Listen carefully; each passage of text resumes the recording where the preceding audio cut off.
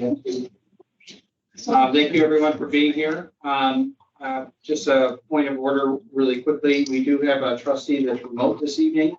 I will ask that anybody sitting underneath the TV on that side of the room, I'm not trying to restrict conversation on that, but the microphone for the video system is right above your heads. And so if there's people talking on the row right here, I can speak from being remote a couple of times. They can hear you and not us. So if you can keep your conversation to a minimum, I'm sure Mr. Coles would appreciate it. All right. With that being said, Ms. Clerk, can you call the roll, please? Ms. Fodor? Present. Mr. Kelly? Here. Mr. Coles? Present.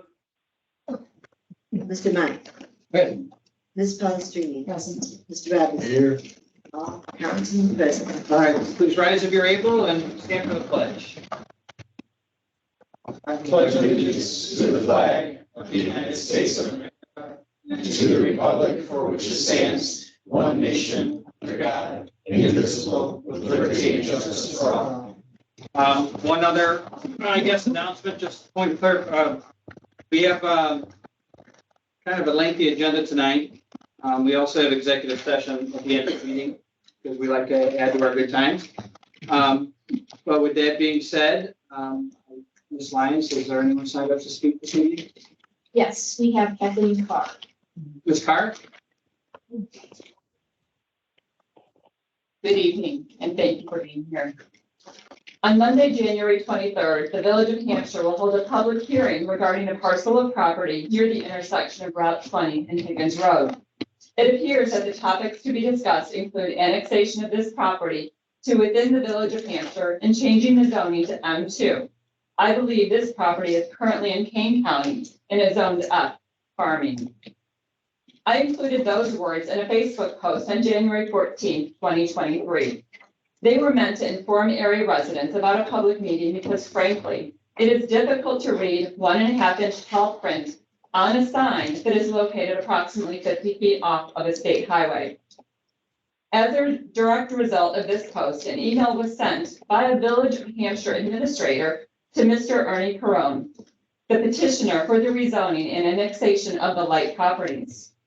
Here are the contents of the email.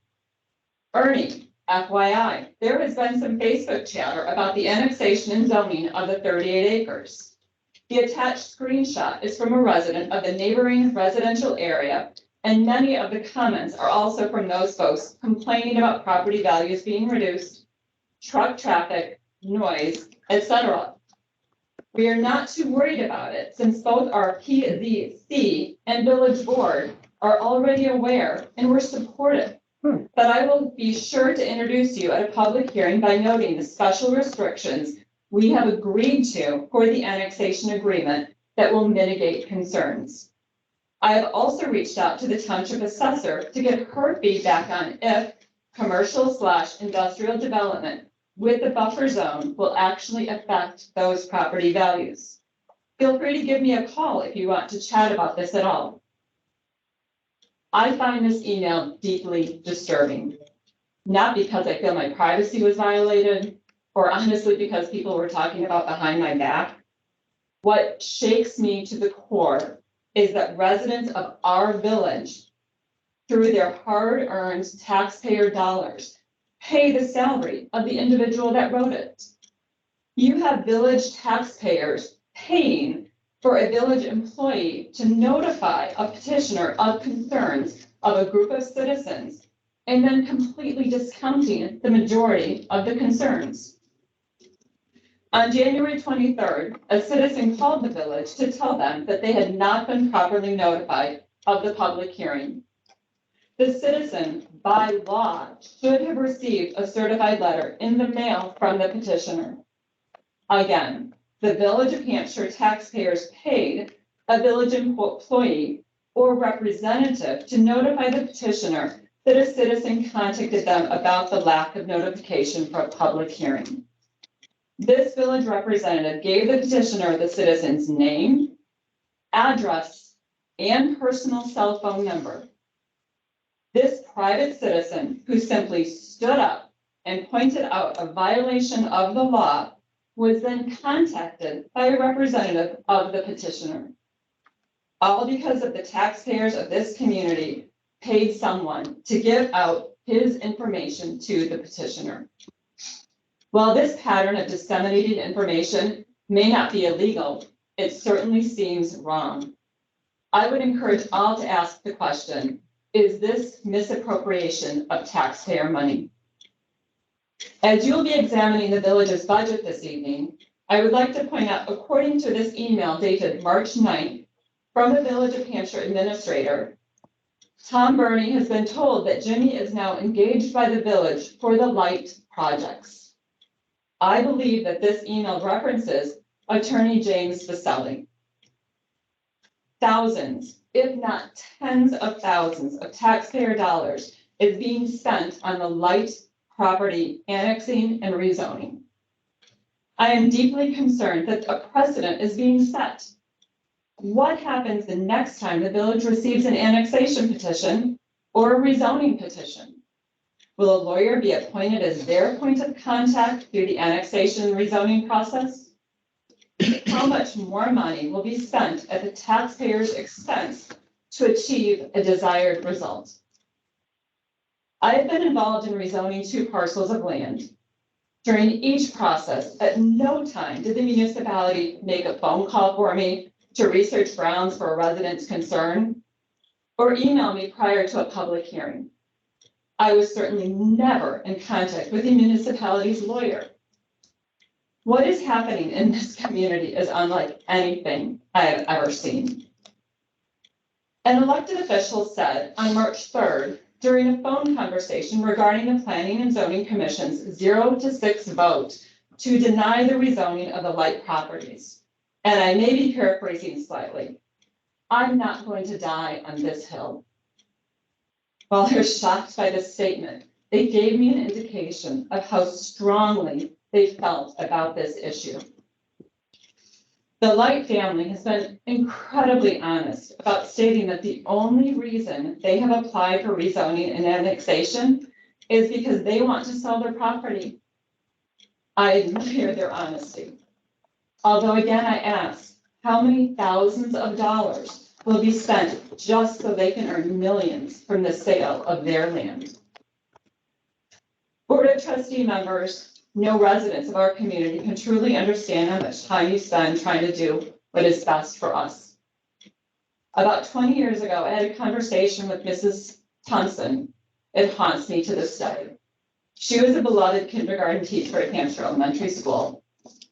We were discussing the changes that were occurring in Hampshire. I am paraphrasing, but she said, so far, Hampshire has been able to retain its true character.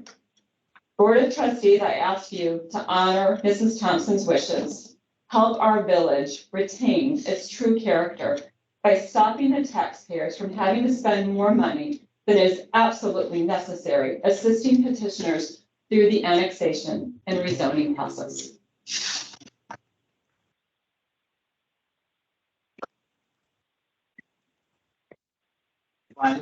Greg Stebbins. Good evening. My name is Greg Stebbins. I also live on Paul Smith. It's regarding the Lake properties.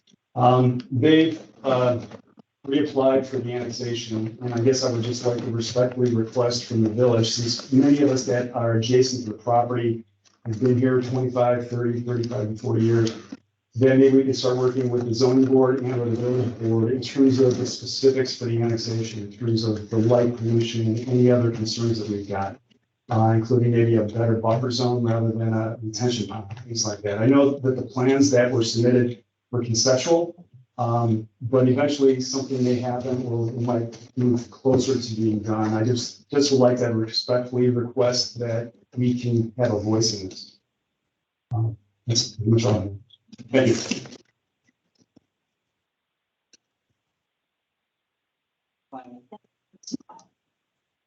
Okay. Before you have the meeting minutes from March 16, 2023, please review them at this time.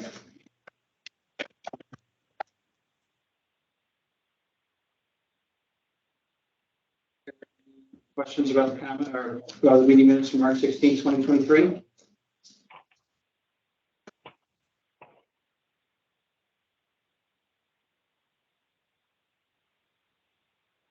Hearing none, I would like to entertain a motion to approve the minutes from March 16, 2023, please.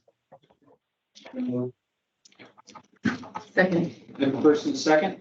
Are there any other comments or concerns? Ms. Clerk, can you call the roll, please? Mr. Kelly.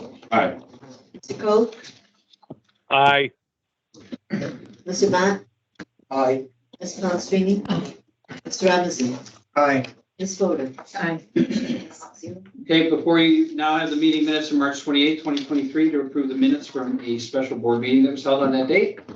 Please review them at this time. Changes that need to be made to these minutes. Hearing none, I'll entertain a motion to approve the meeting minutes as presented from March 28, 2023. Second. First and second, any other questions or comments or discussion? Ms. Clerk, can you call the roll, please? Mr. Coe. Aye. Mr. Matt. Aye. Ms. Palastrellini. Mr. Robinson. Aye. Ms. Fodor. Aye. Mr. Kelly. Aye. Motion passes 6-0.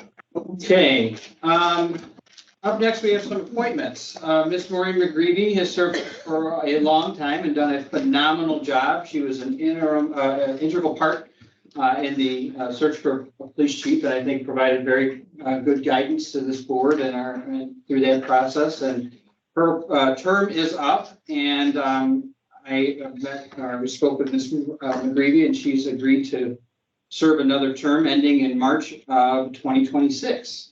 All her paperwork and information pertaining to her appointment is in the packet. She's here tonight. If you have any questions for her, I think you guys all know her well. But she's done an exemplary job for the village, and I'm really happy to entertain a motion to approve her reappointment. So move. Second. Questions, comments, concerns? Ms. Clerk, can you call the roll, please? Mr. Matt. Aye. Ms. Palastrellini. Aye. Mr. Robinson. Aye. Ms. Fodor. Aye. Mr. Kelly. Aye. Mr. Coe. Aye. Motion passes 6-0. All right, next, we have a new face tonight. We have Ms. Grace Duhai that comes with a wealth of experience. She's applied to be on our Planning and Zoning Commission. She's a local resident from a longstanding Hampshire family, and has got a lot of history of the village, and it's got a lot of insight that I think would prove valuable to our Planning and Zoning Commission. Mr. Marak is also here, the chairman, has spoken with Ms. Duhai and also agrees that she would be a great addition. So this would be for Hank Hoffman's seat, who passed away some months ago. And so I would entertain a motion at this time to approve her appointment until April 2027. So. Second. Now, questions or comments from Ms. Duhai? Questions or comments from Ms. Duhai? You don't know what you're getting yourself into. All right. All right, I have the first and a second. Ms. Clerk, can you call the roll, please? Ms. Palastrellini. Aye. Ms. Robinson. Aye. Ms. Fodor. Aye. Mr. Kelly. Aye. Mr. Coe. Aye. Mr. Matt. Aye. Motion passes 0. Okay, up next, we have Mr. James Vaselli, present. I saw him sitting, there he is. As you know, we've been entertaining the idea of changing the village attorney for some time now. We did engage James Vaselli for representation on a light property matter some time ago. But we would like to move things around. If you see in your packet, we are interested in appointing our current attorney. We never appointed Mark as village attorney, but he was our longstanding village attorney to special counsel because we feel that he's provided a valuable service to the village over the years and has a vast knowledge of our village and historical type information.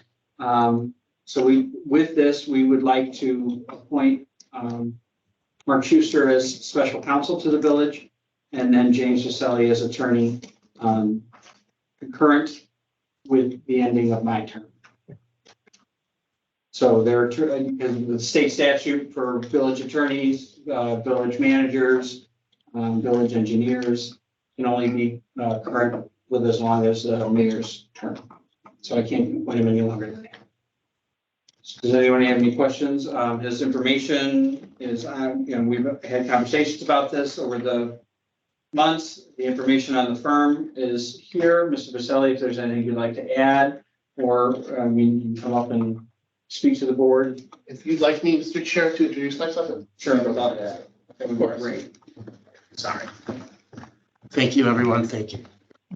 Good evening. My name is James Vaselli, and I'm a senior partner at the law firm of Addison, Donaldo, Castaldo, and Hausenbaugh. I practice in the fields of municipal law and related fields of public finance law, commercial real estate, zoning, and other land use matters.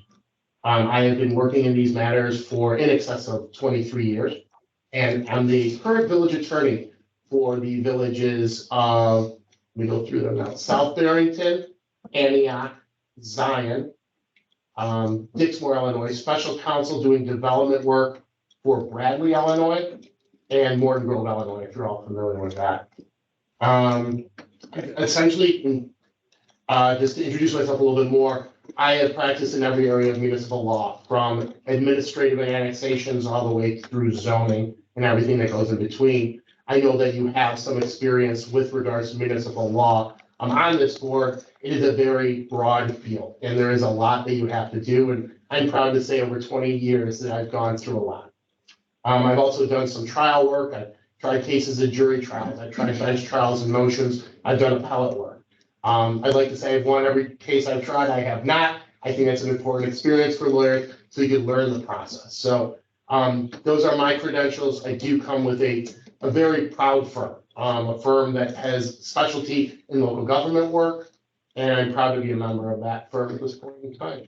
So thank you. If anyone has. Can you speak to a little bit about the team that you'd be bringing along with you? So we do have, anyone who's familiar with law firms, lawyers do come and go a little bit. So let's say we have between at any point in time, 25 to 30 lawyers, somewhere in that range. We also have a full staff of paralegals. Law firms are organized in different manners.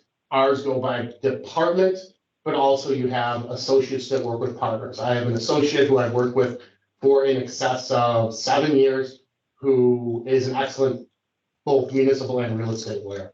She is brilliant. I always say she is the smart one in the conversation. I am proud to work with her. We also have a very robust labor and employment practice, and I know you have special counsel for that, but it's just something that's nice to have. We represent numerous municipalities, special districts, fire protection districts, park districts, and other bodies of local government, as well as developers and corporations. Why I like that is because you get to see when people are coming into your village, what they're thinking from the other side. I have been a prosecutor and defense attorney, and it's nice to have that juxtaposition to understand what both sides are thinking. Mr. Chair, does that satisfy what you're asking? It does. Does the board have any questions for Mr. Vaselli or about the thought process behind this, or? Yes, I have one question. Go ahead, Toby. How long have you been with this firm? Approximately a year. I did switch firms, and I'm proud to have made the change. I don't plan on going anywhere. I don't know how to say that, but yeah, you don't know, every day is a gift, right? Every day we put our feet on the ground is a gift. I don't intend on going everywhere. When I started at this firm, trustee, I said, this is the place I'd really like to retire. Where were you at before? I'll go through my history. I was at the last two firms I was at was the Delgado Law Group, and I left there. And then before that, I was a law firm that did primarily real estate and commercial development with some municipal overlap, called Maritas and Foley. It's changed names a couple times since then, but they, for example, did the large development work in Bartlett and Elgin for the industrial areas. I noticed in the engagement letter that you've got, it doesn't say that the term runs through the term of the village president. It just says that it's until terminated by either party. Well, as you probably know, that the terms of any appointed official run through that term. You are, and as you know, Madam Trustee, lawyers can be terminated at any point in time. And so that termination would go on there. By operation of law, we can only serve up until the term of the lawyer. Now, that point has been litigated. I actually litigated that point against the city of Harvey, Illinois. You may all be familiar with the city of Harvey, Illinois. And in Harvey, in that case, which we were not successful in, and I still disagree with that, but they said you did not need to reappoint during each term of the mayor. Meaning the prior mayor had served for 16 years and they never went back through the reappointment process. My argument was the whole board changed. So how is there advice and consent for people who were never there? So I believe when you look at the facts as they sit, by operation of law, when the mayor's term is on, my term will not. But by fact and by operation of the professional rules of conduct, you can release me at any point in time. Or the firm. But technically, your term ends at the mayor's and the mayor would reappoint, even though what you just said. I'm sorry, I'm just not. The term ends when the mayor's does, so should the mayor not be reelected, Correct, I mean, it would be over. then you're over. That's why it's usually included in the. I've seen them both ways. If that's something in the engagement letter you'd like changed, we're more than happy to change. It's already been signed. I'm okay with changing it, but the appointment, as we would vote on it as a board, is only till the end of this, which is ending May 1st, 2025, which is the last day of my term. Mhm. So regardless of what the engagement letter says in that regard, according to state law, I'm comfortable moving forward with it as it's written, but if the board wants to specifically call that out in the letter, we can change it too. It doesn't make a difference. I do have one other question. Go ahead, Tough. Okay, we've thrown around the mayor name quite a bit. We have a village president. Does that fall under the same guidelines as a bigger town that have mayors?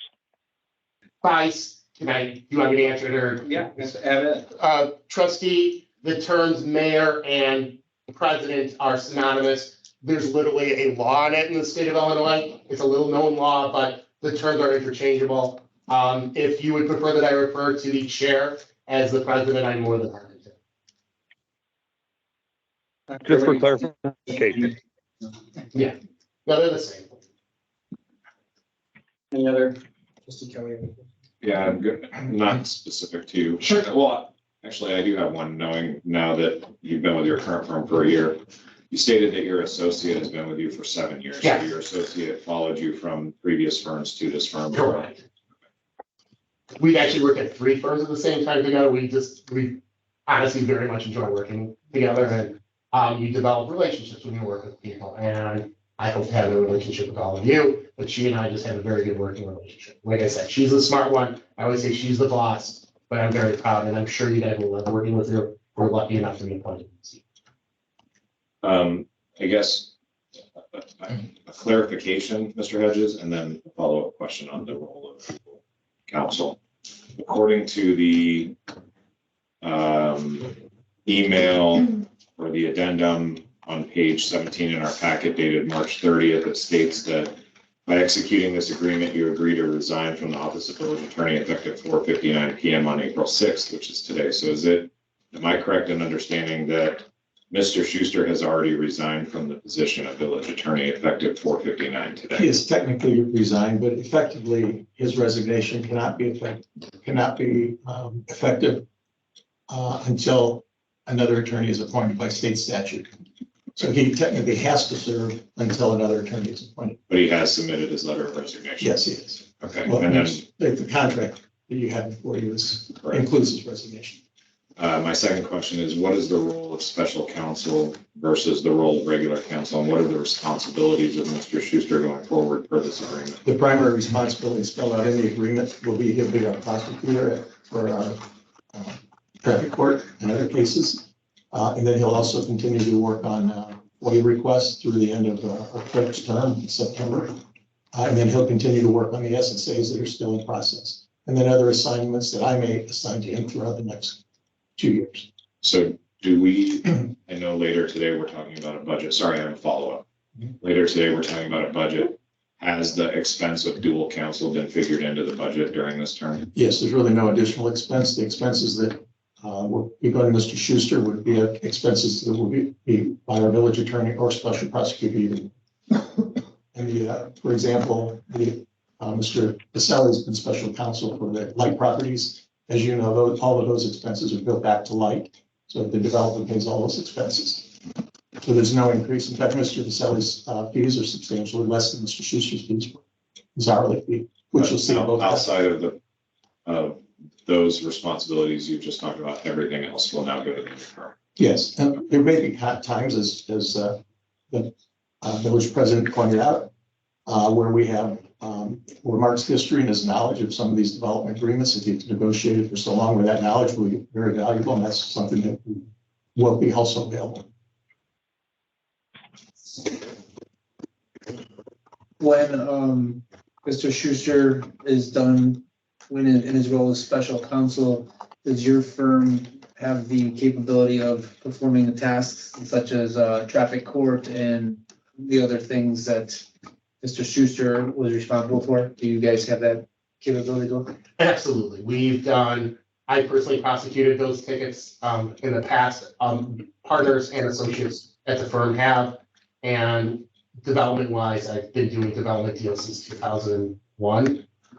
So I'm very comfortable that we can pick up on the SSAs and whatnot. And we look forward to working with Mr. Schuster. He will be a wealth of knowledge. He will help with my transition, or our transition, excuse me. I have some concerns. And first of all, the first finding out about this was in the agenda packet, which is kind of disappointing because we've been trying to be a transparent board. And if something was coming down the pike, we were included in the decisions. Thank you. Such as with the police chief, and everybody was kind of at least clued in and been a part of the decision making. And the fact that a firm has already been picked and an attorney, and it's being brought to us now, I think is a kick in the teeth to this board. I know it is not required for the village president to include us. We are only with the advice and consent of, but the working relationship we've had over the last 2 years was to provide that inclusion in making these decisions. And so that I have to state that I was quite disappointed to see this. Second, I have some concerns about switching to a larger firm, which sounds like great. It comes with a team, so did the other one. It sounds like it's also going to be a lot more expensive. And my personal experience in working with larger firms and smaller firms is to see everybody gets a piece of the pie from the, lower guy in the totem pole doing some research to the next associate that checks that research to the final person who's the partner, and the village gets billed for each one.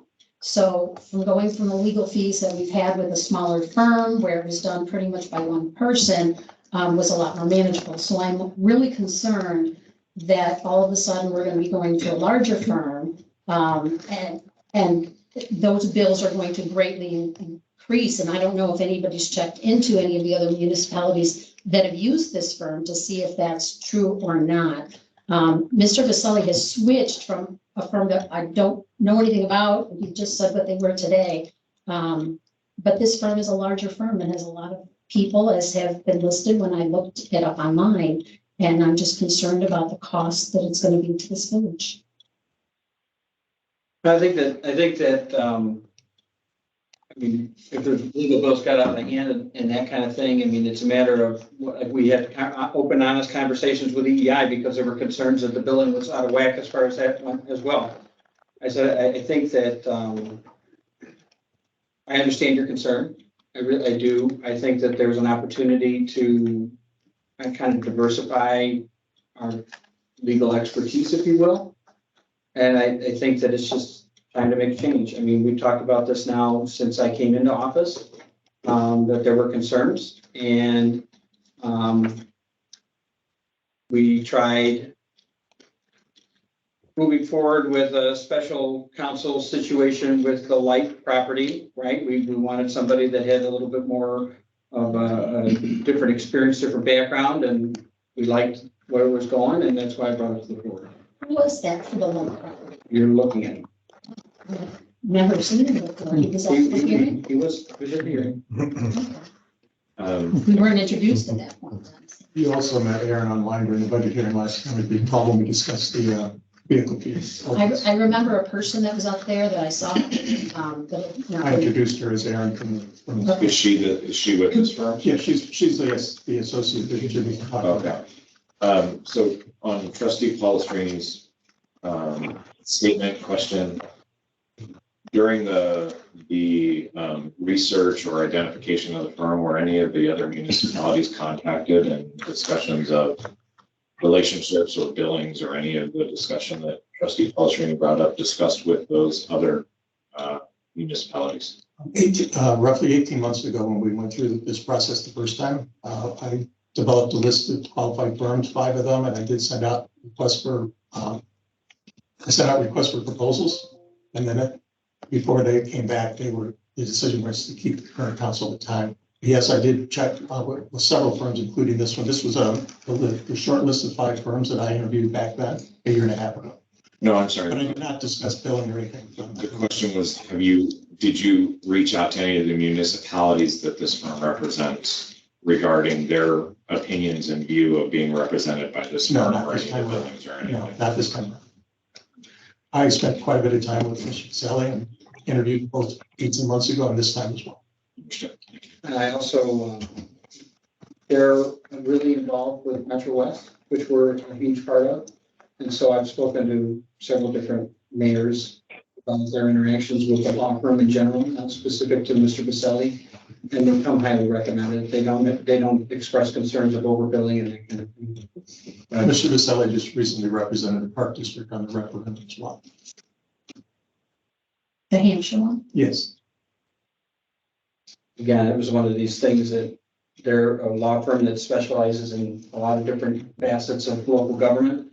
And, you know, when we talked about this the first time, I heard you loud and clear with the firm, or with the conversation of a larger firm not always being the biggest, the best deal. You know, we had looked at things like Ansel Link. Ansel Link is one of the biggest around. This was a little smaller. You know, I mean, you're nowhere near the size of Ansel Link, you know, or some of the other big players in the space.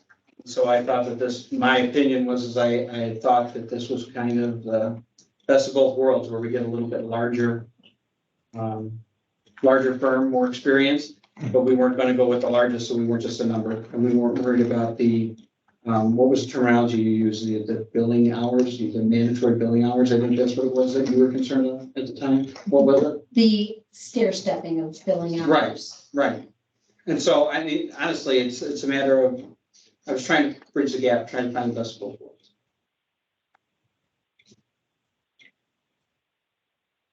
And do we have any questions?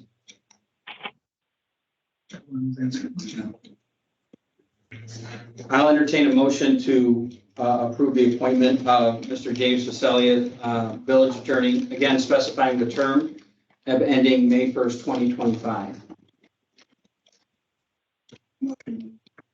I have a first and a second. Do I have any more questions, comments, or concerns? I just have one question. This is a huge deal. This is going to be in the newspapers and everything. My question is, Mr. Hedges says he's talked to this gentleman for a couple of months, and like trustee has the other 2 trustees have mentioned, this is the first time we're hearing about this. Are we going to be hearing things like this going down the road, these big changes? Here's the agenda, we're voting on it tomorrow night, deal with it? Or are we going to have some structural conversation as the village elected officials before we make big changes? And then the other question is this an appointment, or is this something that the vote of the board has the power on? So the only way I can make an appointment, trustee Coates, is with your consent. That's the end of it. I can make an emergency appointment for 30 days if it's necessary or warranted. But as Mr. Hedges pointed out, if we don't have an appointment tonight, Mr. Schuster will continue to serve as village attorney. That being said, this has not been a stagnant conversation. This has been something that we've referenced now for over 2 years. I've spoken to every one of you individually over the last 2 years and in public session about my intentions, about my thought process behind it. And the accusation of just hearing about it for the first time today, I'm struggling with, because I've been very clear about this over my last 2 years. And I'm not trying to disrespect the village attorney that's in place currently. I just feel that we need to make a change. I've made that perfectly and abundantly clear. So. Okay, thank you. Mr. President, you have made that clear over 2 years, your dissatisfaction and need for a change.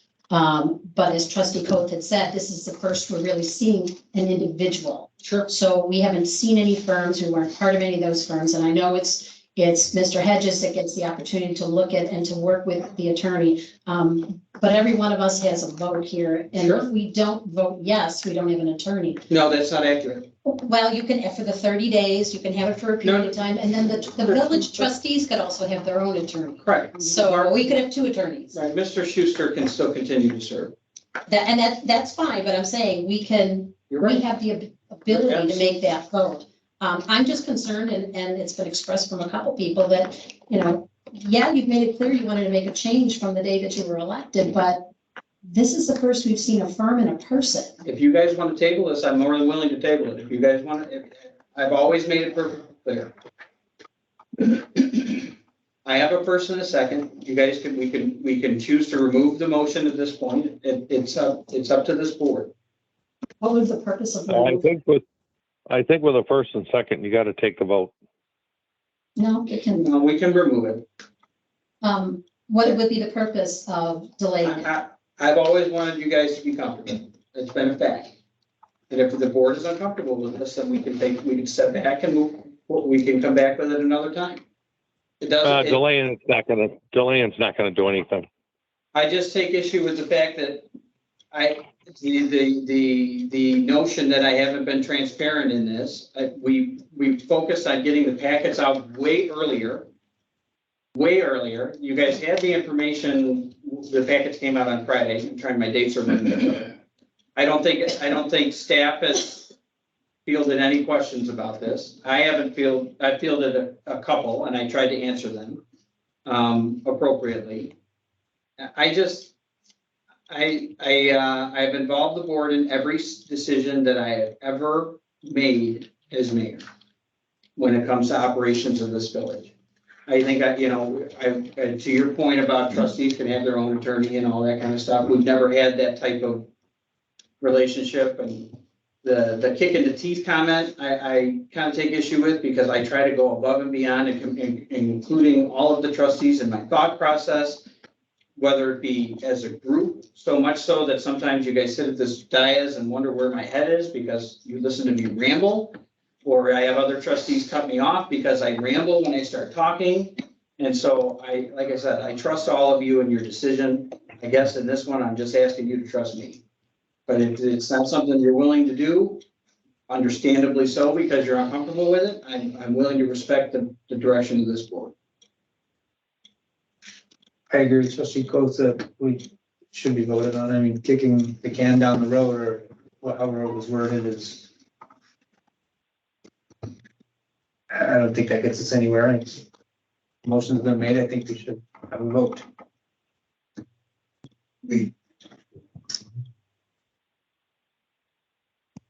Mr. Clerk, what do you think? Should we call the roll? You know what? Use your power. That's right. Ms. Clerk, I need a little bit of levity. It was too serious. Ms. Clerk, can you call the roll, please? Okay, Mr. Robinson, Aye. Ms. Fodor. Aye. Mr. Kelly, Aye. Mr. Coe, Aye. Mr. Mott, Aye. Ms. Palestrini. No. Motion passed, 5 ayes, 1 no. Thank you all very much. Welcome aboard, Jim. Thank you.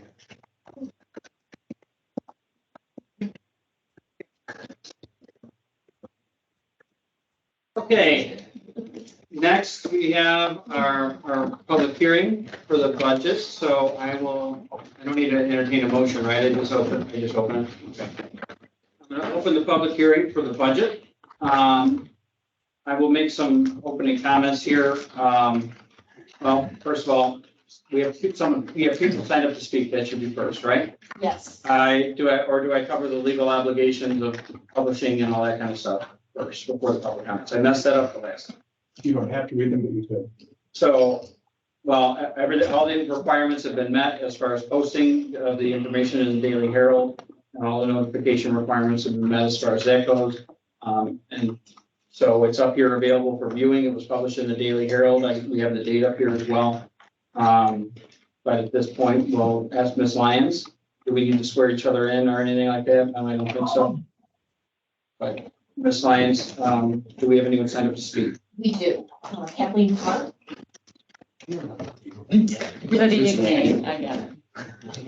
I wanted to start by thanking Administrator Hedges for pointing out, I believe during the last discussion, that the legal fees are billed back to the Light family. Is that correct? My knowledge is infinitesimal compared to your knowledge. So if I ever misspeak, please correct me. It is not my intention to say anything inaccurate. And if I need to be educated, educate me. So thank you for having this public hearing tonight. I certainly don't want to waste anyone's time, but sincerely want to understand the proposed fiscal year 2023-2024 budget. With regards to the expenditures on this budget, and I have questions, I'm not sure who to address them to, but is there any money budgeted to update the potable water plan for the village of Hampshire? So, I mean, Is this public comments? Okay, it's public comments. Question and answer time. So I am not allowed, I am allowed to answer questions that they will not necessarily be answered. Is that correct? Yes. Okay. Is there any money budgeted to update the village's comprehensive road plan? Is there any money budgeted to update the stormwater management plan? Is there any money allotted to ensure that current companies with the village are in compliance with the Kane County stormwater management plan? Is there any money budgeted for enforcement of existing stormwater management practices by businesses within the village of Hampshire? Is there any money to improve areas within the village that are prone to flooding due to stormwater management issues? Is there any money budgeted to spend time defining excessive noise and amend the village ordinances? Area towns are projecting that their existing supply of water will run out within the next 2 decades. Joliet is facing having to spend $1 billion building a pipeline to take water from Lake Michigan. Is there any money in this budget should Hampshire have to construct a pipeline or explore other sources of water? Is any money budgeted to evaluate and revise the current industrial and manufacturing zoning ordinances? I ask this because the current zoning ordinances allow for the use of PFASs, also known as forever chemicals, within village boundaries. Is there any money budgeted to require sludge applications done on farmland within the village to be tested for PFAS? Is there any money budgeted for improvement to the village's wastewater treatment plant? Is there any money budgeted for the improvement of the quality of water that is discharged into the Hampshire River from the wastewater treatment facility? It is estimated that 10,400 vehicles drive by the vacant property that is within the village of Hampshire city limits on the corner of Dietrich Road and Route 20 each and every day. It is the site of a former truck repair shop and gas station. Is there any money set aside to prevent current or future developments from falling into the state of disrepair that this property is currently in? Is there any money set aside to enforce village nuisance ordinances as they apply to garbage accumulating on properties within the village? Are there any current shortfalls regarding maintaining the village's existing infrastructure, i.e. roads, maintaining village-owned buildings, wells, etc.? Is there any money allotted to ensure that current manufacturing or trucking facilities are in compliance with regards to existing zoning restrictions or allowances? In this proposed budget, there is $3,700 is budgeted for legal services dash labor. This appears to be a new line item. What is this for? There are 5 specific properties within the village of Hampshire that contain contaminated soil due to them being used for commercial/industrial uses. There are also areas of Keys Avenue and State Street that contain contaminated soil. In August of 2021, an ordinance regarding contaminated soil was adopted by this board. Is there any money in this budget to allow for the testing of soil in other areas of the village for contamination? Is there any money budgeted for the remediation of these soils? With regards to income, is there any income with regards to contractors having to register in order to perform services within the village limits? Is there any income with All right. Five. Is that one? Okay, is there income with regards to businesses other than food and spirit establishments having to register within the village? With regards to the current fiscal year budget, it seems that the projected budgeted amount for legal services is expected to be $9,069 over what was initially budgeted. Why is this number higher than what was originally budgeted? Thank you very much for your time.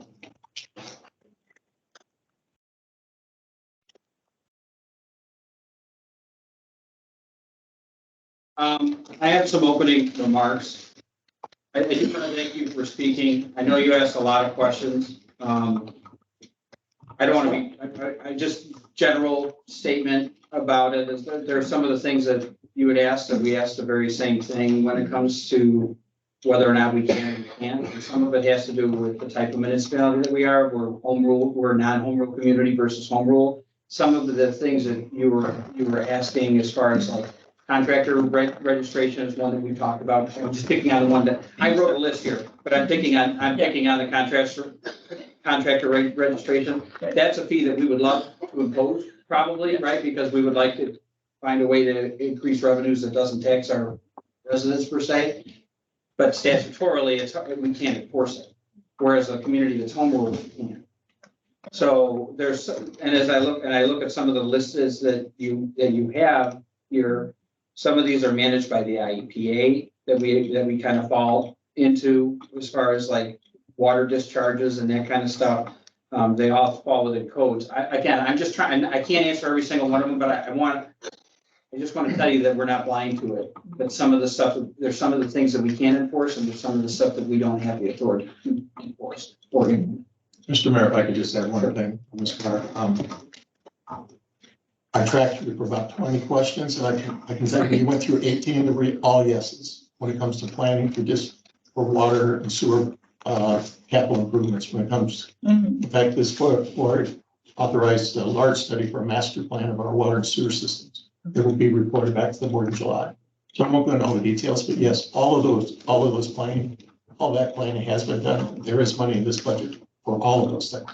Now, what the mayor is referring to, some of the things you mentioned are not in our purview, and some of them are the responsibility of developers to test and inform the village before we approve any kind of annexation or zoning. So I would say that 80% of your questions are all yes. Okay.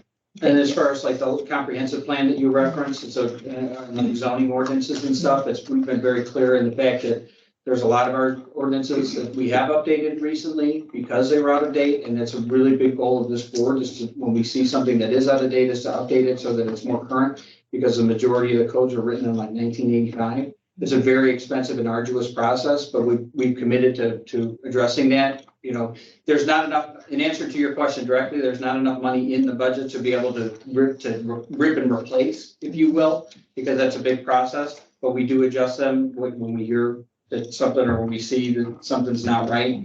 And then as far as like master plans and comprehensive plan, the Planning and Zoning Commission guy right there hiding in the doorway has made perfectly clear that it's a goal of the Planning and Zoning Commission to update our comprehensive plan, and that's something, but the issue with that is that it's funded by an organization called CMAP, which is the Chicago Metropolitan Area Planning, or Agency of Planning. And they release grant funding that's available for that. But again, that's a huge undertaking that requires a lot of staff time and that kind of thing. So it's to village manager Hedges' point, there's a lot on your list that's inherently automatically a yes. There's some on the list that's not really our purview or we don't have the authority for. We can do our best to try to answer your question. I didn't want your experience in this public hearing to be like what others have experienced in the past, where you read off a whole list of questions and then there's nothing. And so, Thank you for that. and so, like I said, the trustees jump in if you have answers to questions that she asked that you think we can answer for her. I just didn't want you leaving here thinking that we didn't hear you. Thank you. I think And one in area particular- that, sorry, oh, go ahead, Mr. I just want to say that stormwater management, that's been a big challenge for the village. We have areas of the town that are older, that don't have any retention plan. We did receive a $500,000 federal grant and a $150,000 state grant. So we'll be doing a major stormwater management project just over here at State and Red this year. So we're very focused on that. We also corrected a problem on Island Avenue 2 years ago. So yes, that's a big priority for this. Sure. Mr. President, if I can interrupt, trustee Coth got disconnected on his service, so I'm just trying to reach him. I just want to make sure you were on with us. Okay. Wait. No, that's all. Should we wait for? Would you mind sending us that list of questions so we can? That was one, and the other, you did mention the area at Dietrich and 20, and I believe, correct me if I'm wrong, anyone, that area is owned by the Thornton. I thought Thornton's was They were- planning to build on there. Prior to COVID, they were, Dietrich and 20, prior to COVID, Thornton's had planned to put a truck stop type Yes. Or gas. establishment there. And then when COVID began, they retracted operations and focused on, I believe, the Huntley Correct. store, The non-truck stop. the non-truck stop. So they just haven't gone any further with their development with that parcel yet, as far as I understand. I think my main concern is if you've got 10,400 vehicles driving by that portion of the village of Hampshire every day, it's filled with garbage. It looks awful over there. Yes. We've made a big commitment to try to do as much code enforcement as we can. We rely on, we're pretty much, honestly, it's complaint based is mostly our code enforcement. And so we have an app that we pushed. It's a free download and we make reporting those types of nuisances real easy. You can do it from your cell phone. You can take a picture of it and the GPS location is tagged and then we go out and we deal with it and we have a code enforcement process and it's all documented. We didn't have it before. We didn't have a way to document code enforcement. And so, with repeat offenders, we can go back into the cases and see, that things aren't getting addressed. And we have a really firm process now that we didn't have 2 years ago, a year and a half ago. You had a concern? I'm The sorry. only things I was gonna ask was to ask for a copy, because I couldn't keep up. Sorry, but I got a lot of them down, but also I was gonna say the app, because I used it myself for exactly that reason. Okay. So, Trustee Robinson, I just want to clarify, Thornton's was acquired by BP. Okay. And since then, actually, the property has been sold to a land management company who does land leases to BP. We've had a hard time contacting the company. They're very difficult to get a hold of. Okay. We can look really quick, see if there's something else we can.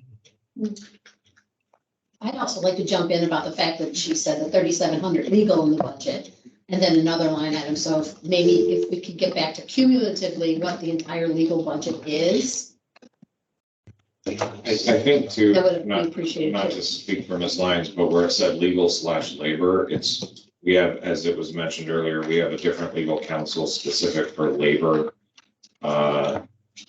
Either negotiations. Labor issues. Labor issues. So that's what labor Please. meant. It didn't mean like the labor for the attorney, it's the attorney covering labor issues. again, the biggest part is we wanted to make sure that, or I wanted to make sure that you felt like you were heard and we made an attempt to try to answer some of your questions. Thank you very much. Okay. Did anybody else sign up to speak, Ms. Lyons? No. Okay. So I would like to make some opening comments here. Just kind of explain your order of things. So we have public comment. I'm going to make some opening comments here, and then I'm going to turn it over to the budget chair in case you have any comments that you'd like to make for the public hearing. And then I will turn it over to Ms. Lyons. She's got a beautiful PowerPoint with some pretty awesome graphics, as she normally does. I will ask one thing, just because we have a trustee that's remote tonight, and that we post the video for the public hearing and that kind of stuff online. I'd like Ms. Lyons to be able to get through her presentation without interruption, so that if somebody wants to view it at a later time, that they can view the presentation in its entirety, so that they know what our priorities are for the next year. So I would ask that you just hold your questions to the end of Ms. Lyons' presentation. So let's see here. I wrote a speech. Mr. Krajewski would be proud of me. Yeah. He only quotes his own speech. Let's see here. So let's see. A few things to keep in mind. This budget contains a concept of a vehicle fee, which is intended to provide a way to pay for primary way to pay for a public works facility and other capital improvements in the streets department. If this budget is adopted, it does not automatically approve the fee. Much like when we adopted the places for eating tax a few years ago, the fee was in the budget, but the ordinance had to be presented to the village board and adopted after the fact. That has to happen after the budget is approved. Just because the fee is in there doesn't mean that it automatically gets approved. It's also important to note that if the fee is not adopted, it doesn't create a hole in the budget per se. It's not a primary revenue source for the general fund in the manner that it is intended to pay for the public works building and other capital projects within the streets department. And so basically what I'm saying is if we adopt the budget, or if we choose to adopt the budget in 2 weeks with the fee in there, and then the village board ultimately decides that the fee is not the direction that we want to go, that's still under the purview of this board. Ms. Palestrini, do you have anything you'd like to add as far as opening comments for the budget? Well, I've never been asked to do opening comments before, so part of me wants to defer to the very end, and the other part of me says no. This was my second year as the budget chairman, and personally, I felt really kind of sideswiped with things coming out that I wasn't made aware of ahead of time. And the public works transportation tax fee for the water bills was a very big issue for me. I didn't like the way it was handled. The budget is already built upon that being included. And I made it clear during the hearings, my disappointment with the fact that it felt to me like a knee-jerk decision to go after the taxpayers first, instead of looking for ways to cut. And I know this village needs a lot of things, and we don't have enough money to do all of them. And so each one of us does have to chip in and dig a little deeper into the pocket. But I just don't like the way that was done for here. As long as I'm getting the platform, the last budget meeting to me was probably the most horrible meeting I've ever sat through as a public official anywhere. And I was embarrassed of the way some of our community leaders were treated. And I was the one that requested some of these leaders for Coon Creek and the chamber to come in here to kind of explain what monies they're getting, what they're using it for, and if they still need it. Kind of to touch base with our organizations to make sure there was still a need for it, and if we could cut a little, we would. The way our volunteers and the members of our community that donate their time were questioned and accused, and I was very uncomfortable with the way that happened. And so for those that came to that last meeting, I apologize for that. As chairman of the committee, I should have been a little bit more forceful then to bring order back to the committee. But it just seemed the agenda took a life of its own and we started hopping around to different things. So for that, I also apologize to those members that left, not knowing that they would still be questioned, because some had been questioned during public comments and others hadn't been. And so some of you had to be called back. And so for that, I apologize as well. During the budget hearing, voted no to this tax. I just, and I still feel that way. I understand we need to have that. That expense is something that we need to address. 2 meetings of a budget committee are not enough to discuss it.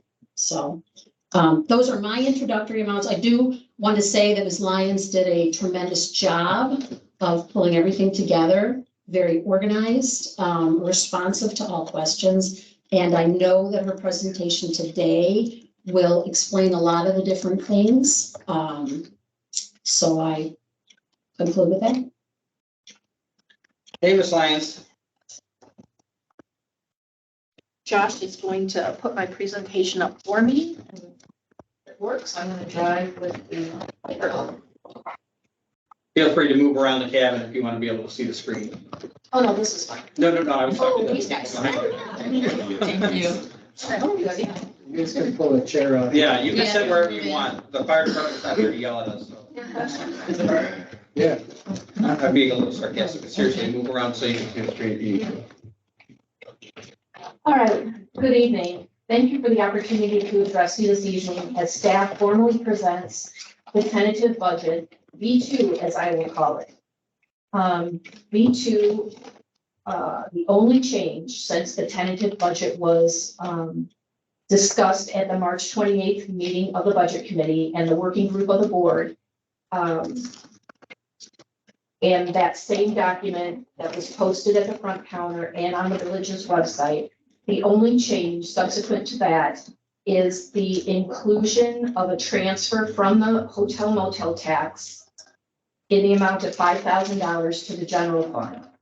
We feel comfortable that any activity that qualifies for direct funding by promoting tourism and overnight stays in the village also could be used to fund activities with the village personally, and the village personnel, the activities of village personnel that directly related to these activities. That would include police staffing of the events, the street department activities such as street closures, staging, and removal of barricades. So you will notice that transfer has been implemented into the document that you have this evening. It's an into the general fund and also recorded as an expenditure to increase the employer contribution to the police pension fund by that same $5,000. As you know, staff formed a mission statement and each department was responsible for developing goals and strategies to that end. That mission statement reads, deliver village services in an efficient, equitable, and customer-driven manner with excellence, sustainability, and transparency. You will see that the budget provides for technology enhancements at Village Hall and within the police department. This includes implementation or continuing implementation of the Tyler Encode ERP software, as well as electronic ticketing, data exchange with Kane County tools, and hardware upgrades at the police department. Public Works is completing proactive maintenance of equipment, including vehicles, pumps, water treatment, media replacement, etc. Protection of assets subject to electrical irregularities, including our pressure reducing valves and lift stations. And measures to enhance resident safety, including sidewalk work for safe routes to school, stoplight and with a pedestrian crossing for students traversing from Lakewood to Big Timber Elementary, and also stormwater remediation at Park and Rec that Jay spoke about earlier. The budget this evening reflects the village's goals of identifying cost efficiencies and opportunities, responsibly utilizing village funds, and continuing to maximize the staffing or the level of service that can be provided with the current level of resources. The budget process spans several months and involves an in-depth analysis of revenues and expenditures, examination of service levels across all departments, and an analysis of the village's priorities. I'd like to thank Jake Hedges, Josh Ray, Chief Pam, Street Superintendent Dave Starrett, and Utility Supervisor Mark Montgomery. Without each of these individuals, compiling the budget would literally be impossible. Oops, getting crazy here with my clicker. Okay, there's a delay, so I apologize.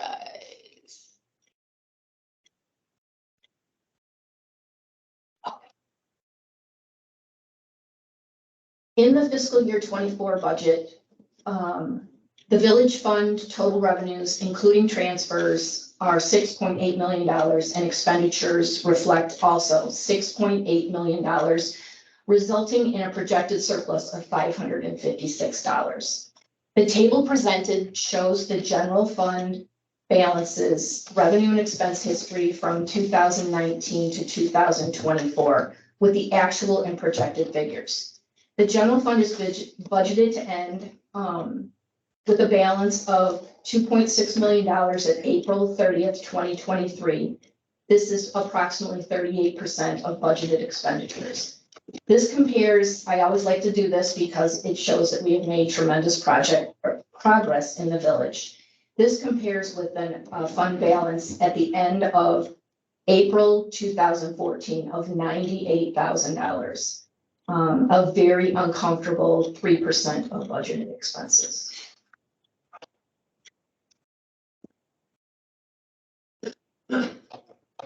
General fund revenues come from a diverse mixture of sources.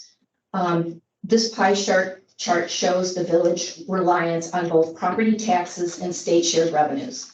Each of the purple slices of pie are all state shared revenues, totaling a 43.7% of the budgeted revenues. Adding in property taxes, this amounts to approximately 60% of expected revenues. You will get the opportunity, if you get the opportunity, excuse me, I encourage you to support Senate Bill 180, which would restore the local government distribution fund, or LGDF as we call it, to the original 10% level that it was at when it was established. The bill is being heard on April 18th in a subject matter hearing and may result in phasing in to restore that LGDF. That would be huge in the village to provide additional resources to us.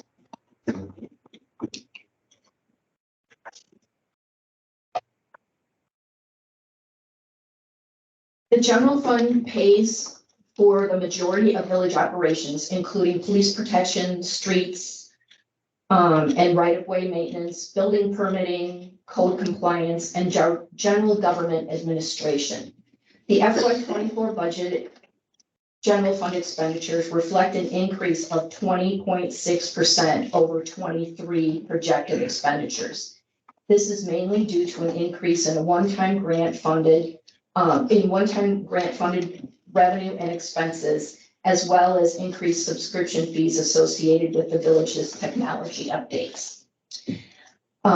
Maybe second to our utility infrastructure, facilities, and equipment that are key to providing safe and abundant supply of water to our residents and a reliable wastewater treatment. Human capital is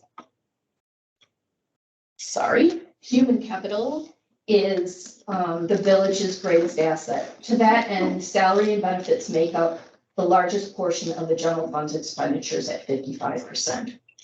This slide demonstrates some of the most important work done in the Hampshire community. Having school resource officers makes both school staff and children feel safe, allowing students to be more engaged, have higher academic achievement and fewer behavioral issues.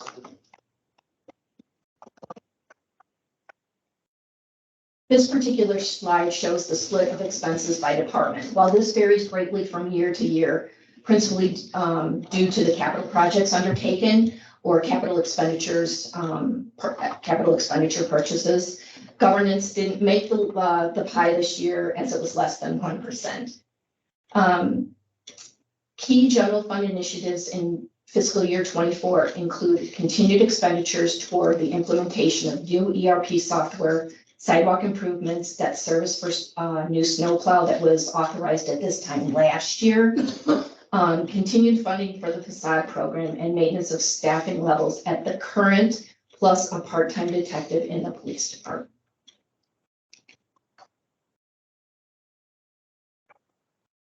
As Mike indicated, we have included motor vehicle use infrastructure fee in the budget. It's recorded in the general fund as revenue and also as a transfer out to the capital improvement fund. I wanted to emphasize when you're asked to adopt the budget at the meeting on April 20th, this will not be automatic. It will have to be brought back to you for approval. This slide demonstrates the precision required in the street department by street department personnel in getting the trucks into the current garage.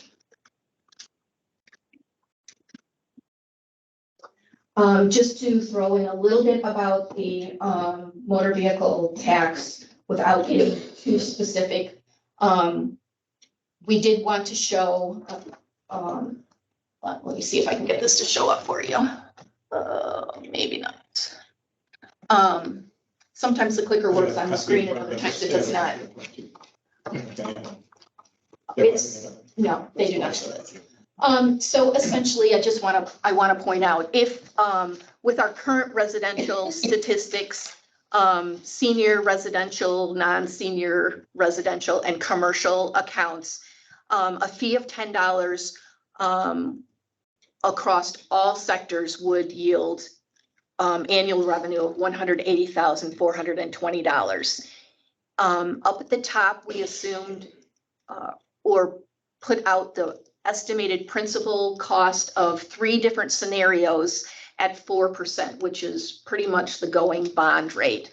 So at revenue of $180,000 and a building or a bond issue of $1.5 million, that would generate $70,000 in excess of that required for debt service. And at $2 million, it would still be in excess, providing $33,000 in additional revenue for things other than debt service in the street department. And at $2.5 million, it's a little bit short. We had also talked at the budget committee meeting about the possibility of a senior discount. And so this particular slide shows with seniors at $5 rather than $10. So in the first 2 scenarios, same assumptions with 4% and the same amount of bond proceeds. Both of these scenarios provides revenue in excess of debt requirement until you get to $2.5 million, and we're short. And we also talked about our salt removal from the trucks. So this is just demonstrating how the remaining salt in the trucks is dumped to the ground, and then they actually scrape the residual salt out of the bed of the trucks.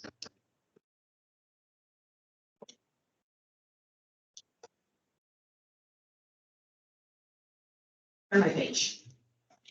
Okay, now onto the garbage fund.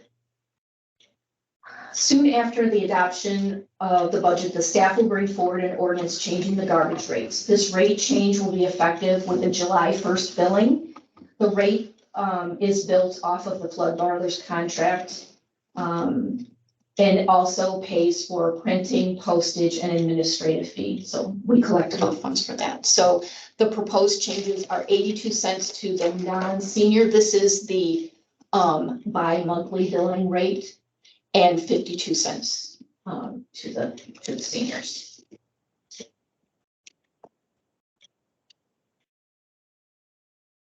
The Village of Hampshire's water and sewer funds are self-supporting enterprise funds, meaning revenue generated through water and sewer rates and the capital improvement fee cover the expenses related to operating the utility. The rates by ordinance change based on the consumer price index for all items in the Chicago, Naperville, Elgin area. So just to provide an example of the rate changes that will be requested here, or actually are automatic here. The average household size in Illinois is 3 people, and an average person uses approximately 60 gallons of water per day. The Hampshire billing cycles are approximately 60 days in length, so 3 people times 60 gallons times 60 days is 10,800 gallons. Now, if your meter actually read 10,800 gallons, we'd only bill you for 10, so I've rounded up. So this shows the current amount of a person's bill at the given rates that we have today, with the water and sewer at 11,000 gallons per billing cycle. That's a non-senior garbage rate, and the capital improvement fee. The resident's bill would be $183.94. With the change in rates, the increase is and that includes garbage, all the changes going across the board there. The amount changed would be $10.72 per billing cycle. That's equivalent to $5.36 per month. And then I just wanted to show you if the motor vehicle use and infrastructure fee is adopted, if implemented. That would add an additional $10 per, and this is non-senior again, $10 per billing cycle, or yes, per billing cycle. So a total increase to the resident's utility bill of $20.72, and that would be $124.32 extra per year.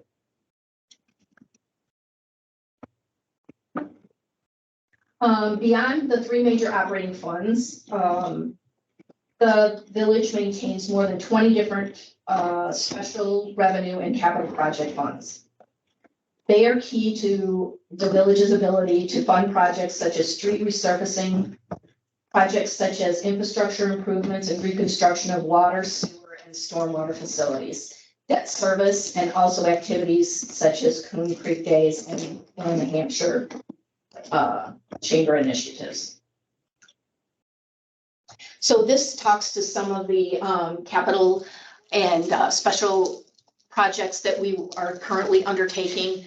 Our ERP software, working towards Safe Route to School, funding of Coon Creek Country Days and the Hampshire Chamber, street repaving, the Rinnan Park Stormwater Remediation Project, the stoplight at Ridgecrest and Big Timber, de-escalation training, surge suppression at the water and sewer facilities, protecting our valuable assets, digester mixing pumps, planned fire hydrant replacement, media replacement at well number 9, and maintenance and improvements of the SSA's, their stormwater facilities. Okay. I'm not sure if this is going to probably take off by itself, but I just wanted to show you one of our success stories. Oh, it's going to be a little herky-jerky. So as you know, you authorized the purchase of a channel grinder, which would greatly improve, can you stop it, Josh? Yeah. That would greatly improve the efficiencies of our wastewater treatment. This is actually what I did want to show. So each morning, these are those non-flushable towels and rags that are flushed all the time through our wastewater treatment plant. Prior to installing this channel grinder, the wastewater treatment operators would literally rake. You can tell that there's kind of like a cone type of situation. They would rake these towels out of this particular area every single day. So this came out on Tuesday morning. This is the amount of rags that were taken out of the system. Okay, you can start it up again.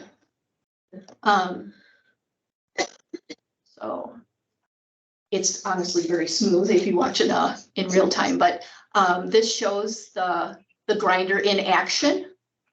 And it'll greatly reduce the manual labor that has to be put into this and make our treatment process much better.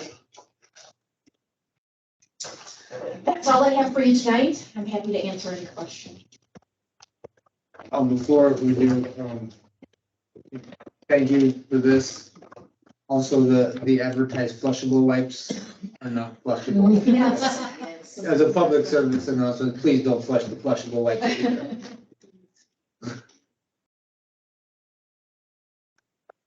I do have a question, but can we go back to the slide that shows the general fund over the years? Yeah.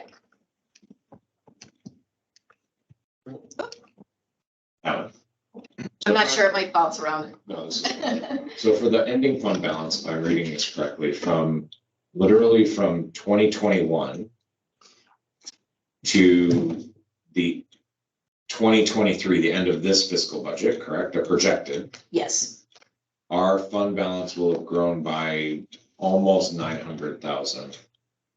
That's accurate. Correct. And in the state of Illinois, what is the suggested fund balance percentage that we want to stay in to be considered fiscally healthy? So I don't know that they have an official recommendation. The rule of thumb is generally 25%. Okay. I will tell you that the last time our fund balance policy was, first of all, I believe the first one that was ever adopted was in 2014. And at that time, we were at that $98,000 fund balance level, and our target was to get to 10%, which was seemingly unattainable at that time. We had just gone through the Great Recession, our revenues were all out of whack, and we were very much struggling. So we have made tremendous progress. You'll see it in 2019, we did have a deficit that year, a pretty strong one. But our fund balance still, had come back from 98,000 to, resulting in $1.7 million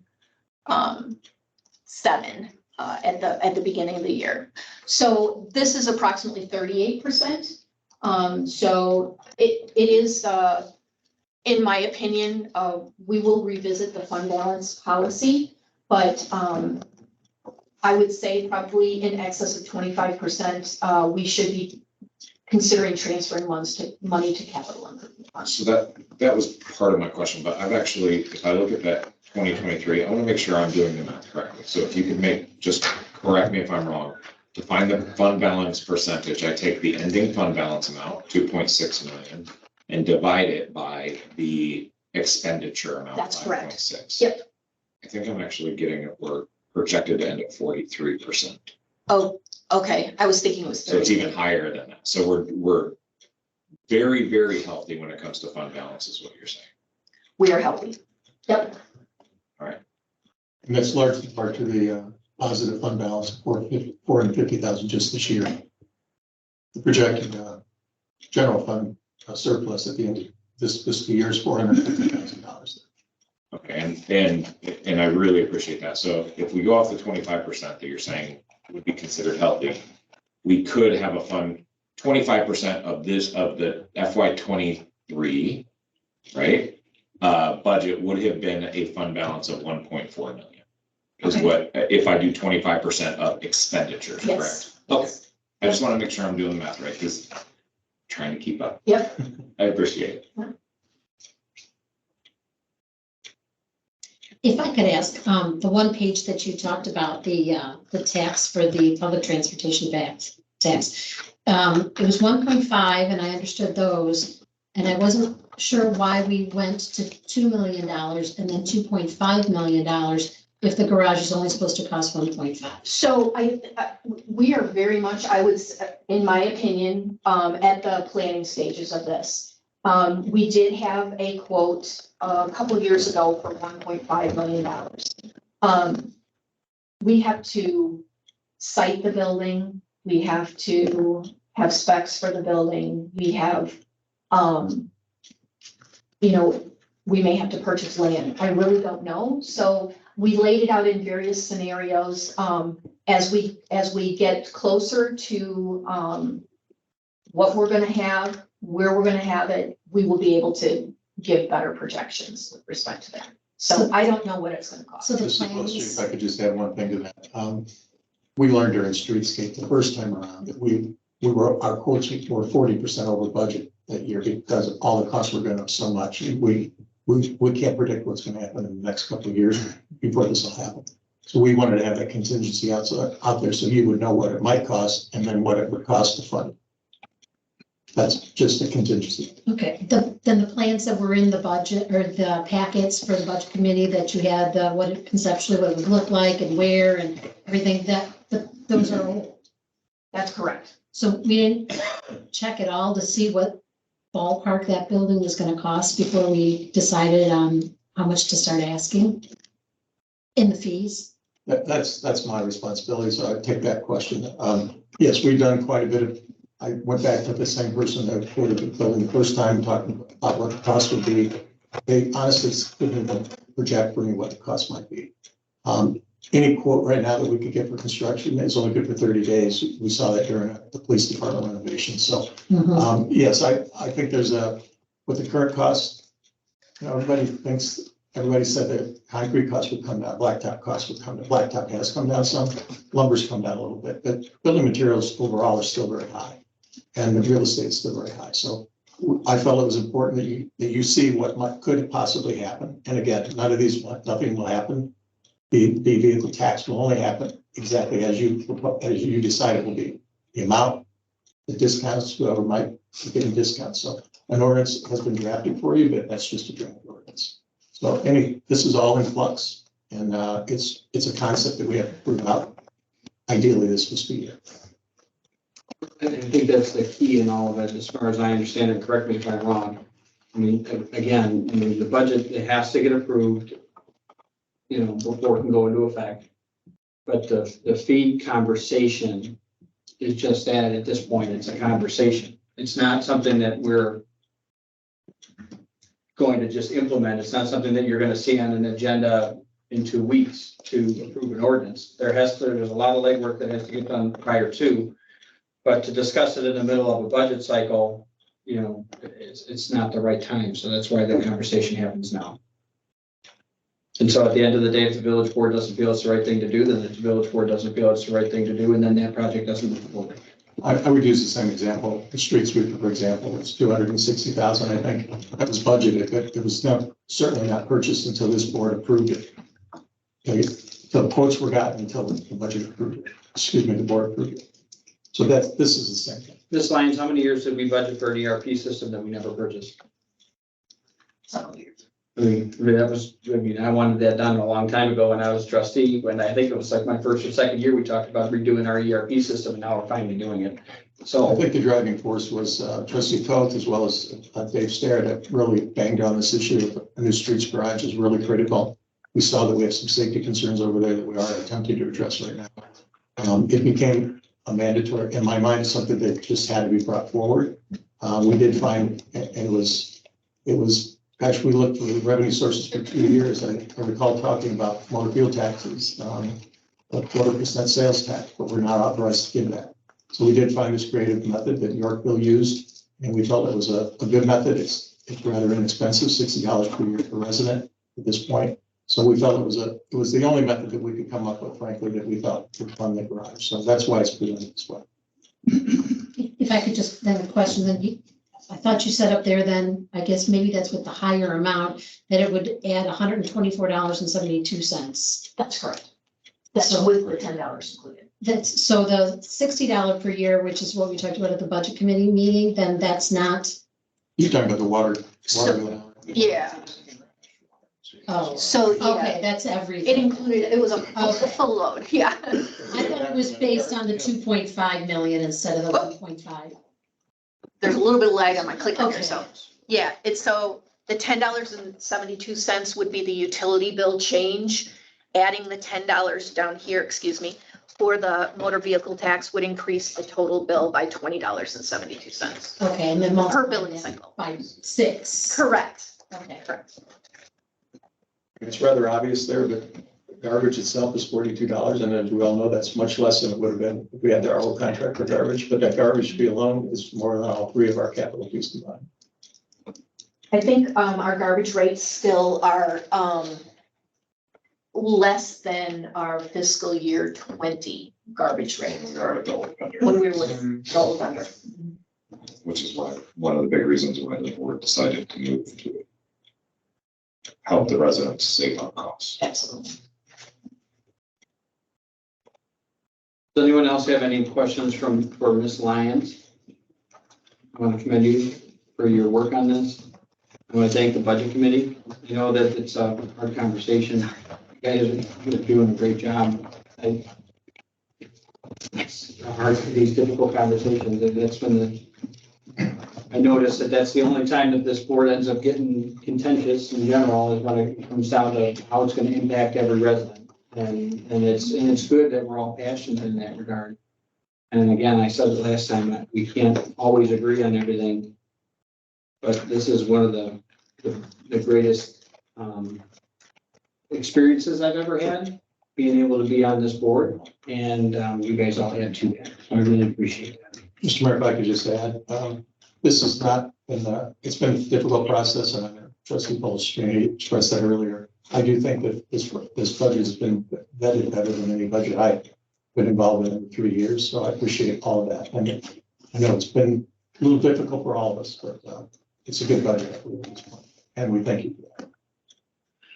So no one have anything else for the public hearing? Again, this will be on the budget in its current form will be on the agenda for the next board meeting. Okay. April 20th. I have just one favor to ask for a question, either through the minutes that get posted or the email. Can we get a copy of the presentation? Absolutely, sure. Thank you very much. Entertain a motion to close the public hearing. So Questions, comments, concerns? Ms. Clerk, can you call the roll, please? Ms. Fodor, Aye. Mr. Kelly, Aye. Mr. Coe, Aye. Mr. Matt, Ms. Palastrellini, Aye. Mr. Robinson. Aye. Motion passes 6-0. Okay, we're on to the public hearing, and we're on to the village manager's report. Thank you, Mr. Mayor. I promise you I will not properly pronounce this law firm's name. A motion, I would ask your consideration of a motion to approve the legal services engagement letter with Atkinson, DeMalfo, Hasselbog, and Castaldo. Okay, thank you. For village attorney services.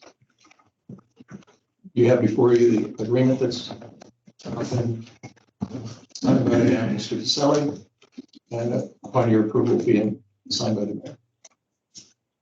Does anyone have any concerns with the engagement letter as it is written? I will entertain a motion to approve the legal services engagement letter with Austin Denolfo, Hassenbog, and Castaldo. So moved. Second. Questions, comments, concerns? Just a comment. Procedurally, we're doing it. I know how it gets to be done, similar to what I asked in other meetings. I remember It seems that very question. odd that we appoint an attorney without having appointed the fee structure or the letter of engagement as a part of that I'm process. sorry, that is in the letter of engagement. The fees are in the letter. No, what I'm saying is we already appointed him as our village attorney, and now we're making a Yeah, motion it to would be approve equally, the it would be agreement with it that. would be equally awkward to approve a contract without having appointed him. So I mean, if we. I'm not disagreeing with that. I'm just, some of the procedural things we look at, it's almost like the cart before the horse, but I think Jim can actually explain that. He had a term that during the Crown hearing, you asked a similar question, remember? Because in the contract, it stated we were going to be passing something that was stated. Right, and if I may, Mr. Chair, or Mr. President, that would call that. And sometimes these things do come out a little awkward. One is the placement of a person into an office is set forth in section 3.1-30-5 of the Illinois Municipal Code. And the other one is essentially a contract, and the contract that governs the terms of the relationship. Sometimes like in the Crown hearing, you could say, we're approving these two items on even days with their with. But sometimes these things just do break out that way. And you don't put the proverbial cart on the horse. You seat the person and then you sign the engagement with the law firm. I've seen it done different ways, but this is the way that people have been doing it. And it's honestly the way that, the preferred method from my clients that have like reappointed me or appointed me more recently. The wrong way to do it is probably how I was hired. I was never appointed. I was just given a contract. I didn't really better than that. Yeah, that's true. But we fixed it the second time around. Yes, correct. Okay, so I have a first and a second. Do we have any more questions, comments, concerns? Ms. Clerk, can you call the roll, please? Mr. Robinson. Aye. Ms. Palastrellini. No. Mr. Matt. Aye. Mr. Coth. Aye. Mr. Kelly. Aye. Ms. Fodor. Aye. Motion passed 5 ayes, 1 no. Thank you. With that, we would ask for your consideration of a motion to approve a legal services engagement letter with Bezos, Freeman, Schuster, and Pope LLC, Special Counsel and Prosecutor Services. And sorry for this typo on the agenda. Where were you on that, Teach? Grammarly wasn't working. The internet was down today. Oh. Any questions, comments, concerns? No. I'll entertain a motion to approve legal services engagement with Bezos, Freeman, Schuster, and Pope. So move. Second. Questions, comments? Ms. Clerk, can you call the roll, please? Mr. Coth. Aye. Mr. Kelly. Aye. Ms. Fodor. Aye. Mr. Robinson. Aye. Ms. Palastrellini. Aye. Mr. Matt. Aye. Motion passed 6-0.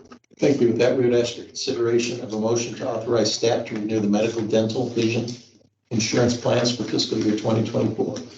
You have in your packet a summary of the benefits, and Ms. Lyons can answer your questions you might have.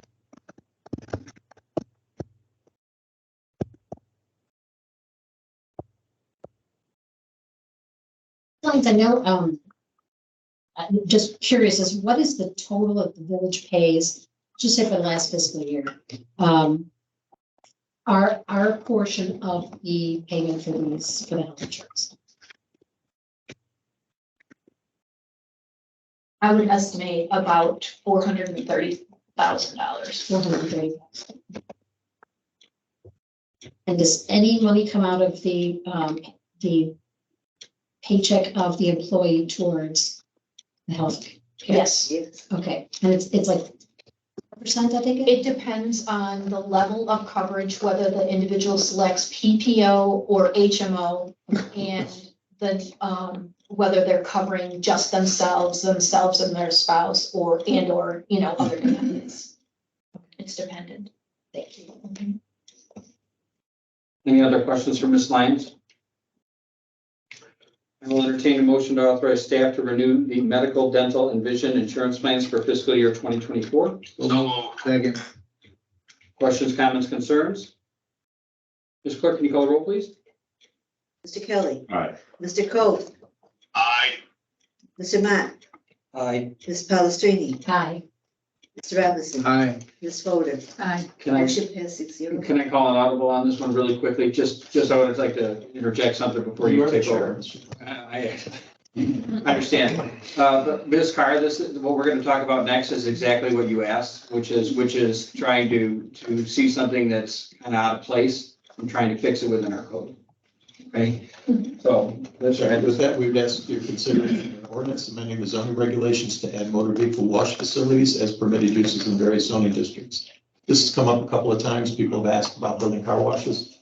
And it's only permitted now as an, actually, I'll let John, he drafted this. He's like, surprise. That's fine. Yeah, so the code currently only permits vehicle washes as special use, which requires planning and zoning approval and village board approval. After the several inquiries, mainly in the I-90 interchange area for car washes and truck washes, especially going with all the logistics development up there, it seemed proper that an amenity such as a truck wash, which is allowed at a gas station but not by itself, should be allowed by itself. I think this actually came up in discussion when the code was changed, for truck stops of last year. And several board members seemed like you would, like to give an even playing field, for lack of a better term, to allow these standalone facilities as well. So this, ordinance simply puts motor vehicle wash facilities as a permitted use, not requiring any special approval in certain zoning districts to include highway commercial, M1, M2, and M3. They will also continue to be a special use in B3, which is more of a small scale retail style zoning district. So for example, an area downtown that's B3, the board would still have to approve a wash to go in. There was some interest, and I'll just expound on it a little bit. Right now, we would only allow a wash facility if it was attached to a truck stop along with fuel, period. And so there's been a bunch of interest over the years of like a truck wash or a car wash up in that area, and they wouldn't be able to open a car wash or anywhere in any of the zoning districts if it wasn't attached to a gas station. This kind of cleans it up. I'll just note that the Planning and Zoning Commission did vote 5-0 to recommend approval of this ordinance. Does anyone else have any questions or comments they'd like to add about it? I have a question. I know this vote is on just amending the zoning to allow that type of business. What are the regulations or requirements that truck wash facilities or auto wash facilities must maintain to avoid things like runoff? I believe they have to have certain things like water filtration before it goes into stormwater systems.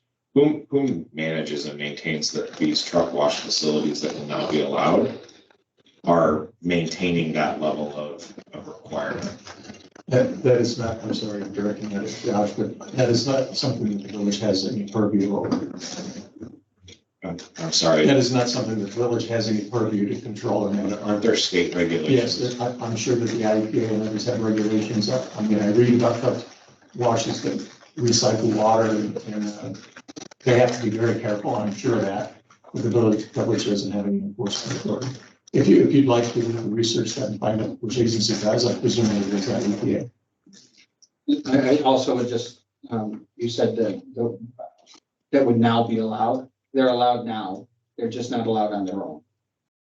Does that make sense? Understood, but my question still stands. No, I do. I agree. I'm just saying for During clarifying. the public or the Planning and Zoning Commission meeting, if those type of regulations, rules, or considerations were taken into account or discussed. There was a small amount of discussion as to like where the water would be sourced, et cetera, but again, to kind of reinforce Jay, we don't have purview on that or knowledge of the exact specific agencies that would monitor that. There's no discussion in our commission. With Mr. Paulson, no, He might. it's an engineer. Can you assist at all, Tim, with discharge water from, the quality of discharge water from car washes? Do you have any knowledge of that? Well, the discharge from the wash itself has to be, has to go into the wastewater system, not into the stormwater system. So, that will be when the engineering plans come in and are, reviewed, they have a separate, basically a wastewater system for the wash so that water gets into the sanitary system. And, stormwater, from say the canopy roofs, the downspouts, that goes into the stormwater system separately. So, and that's, if something happened after it opened, that would be an enforcement, an ordinance enforcement issue with the village or whatever authority. But as far as design, they are two separate systems. Okay, and I understand we're talking about something that is already allowed for existing businesses as an attachment to the business. What we're talking about is letting a standalone business that would market and advertise just this service to be there, which is why I'm asking the questions that I am. Mr. Paulson, when you're reviewing the engineering drawings for these type of businesses or EEIs, and you're looking at those type of effects on the wastewater systems, are you looking at the downstream effect of these type of businesses or these type of facilities on the wastewater treatment facility within Hampshire and the system? And increased usage of the current clean water system to supply these truck washes, car washes with the water needed to perform their services. Yeah, as we do, with any review for a new business, we're checking the sizes of the sewers and the water mains. And, for, a substantial water user, then, we have gotten the village's water model up and running. So we do run, their demands, make sure their demands could be met in the village water model. Okay. And to be clear, we don't allow any type of outdoor car washes that would not have appropriate drainage that would allow for runoff and that into the ground or contamination of groundwater and that kind of stuff. All within our ordinances, all the water that would be generated as far as, I'll say dirty water off of the vehicle of any kind would have to go down into the wastewater treatment plant, and then we would have to, on the discharge of it, it would have to conform with our standards coming out as well, correct? I. Is it more of a that's too. Yeah, it's a Well, yeah, I mean, it's not discharged until it's discharged through the wastewater treatment plant. So, those standards are set by the state and they don't change based on, a car wash use within the village. So the water's still treated to the same standard. I just want to say, just want to be clear in the fact that there shouldn't be a whole lot of water runoff. There shouldn't be any water runoff from inside the facility to the outside, contaminating the groundwater and that kind of stuff. It all has to be designed appropriately, or it doesn't get approved. Correct. Well, quick search, it looks like EPA and IEPA manage this. Okay. That's just a very quick look at it. And we do have one car wash in town at the current time, and we don't have concerns with how that's designed or any of the groundwater or any of that kind of stuff because they maintain it and have to go through regular inspections and that kind of stuff. So any new business would have the same rules. I have a question. I know that we just redid our water survey to make sure that we know how we're using our water. But as we're looking at our treatment, if we were to approve like a truck wash, we're not talking about just having another facility. It's a much larger vehicle with a lot more contaminants. I mean, I'm looking at the oil, the grease, the benzene, which we know is very, very toxic, lead, zinc, chromium, arsenic, pesticides, herbicides, nitrates, etc. And our water treatment facility as it currently stands treat that effectively at the same, at that volume, at that increased volume? And how much is that going to cost us?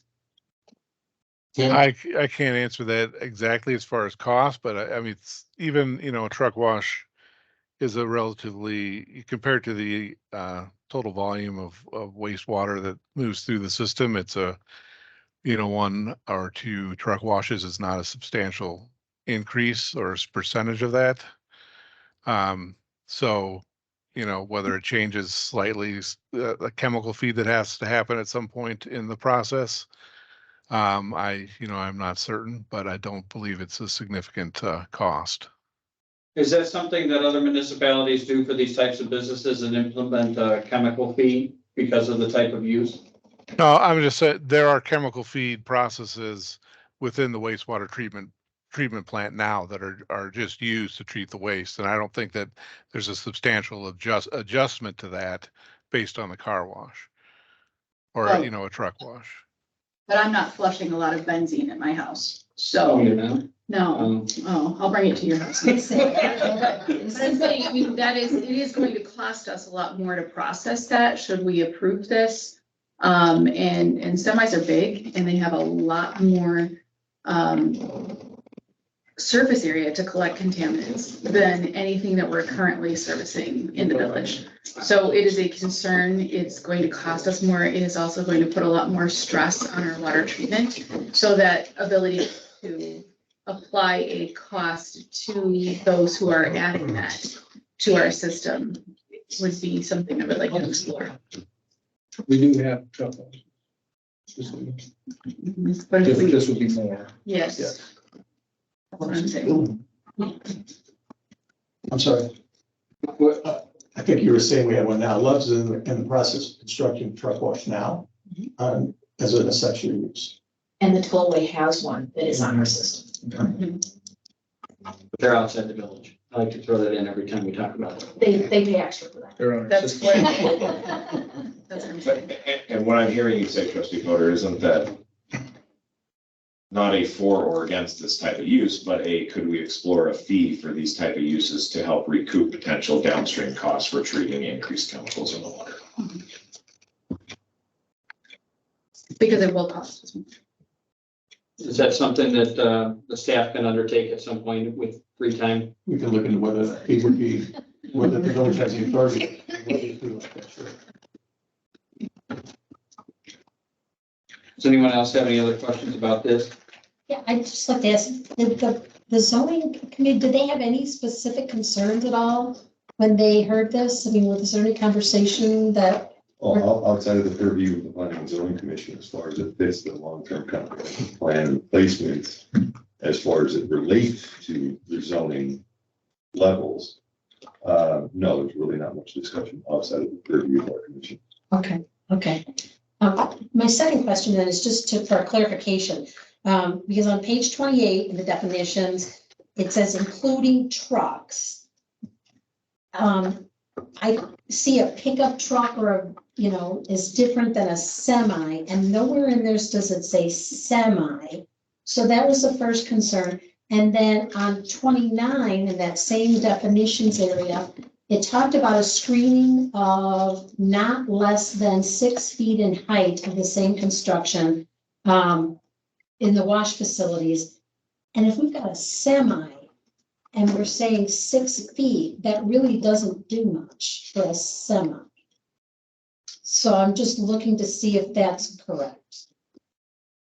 That's how Attorney Schuster drafted it from another community. I can't recall which one it was, but truck would be inclusive of semi-truck to answer that first question, as opposed to an automobile.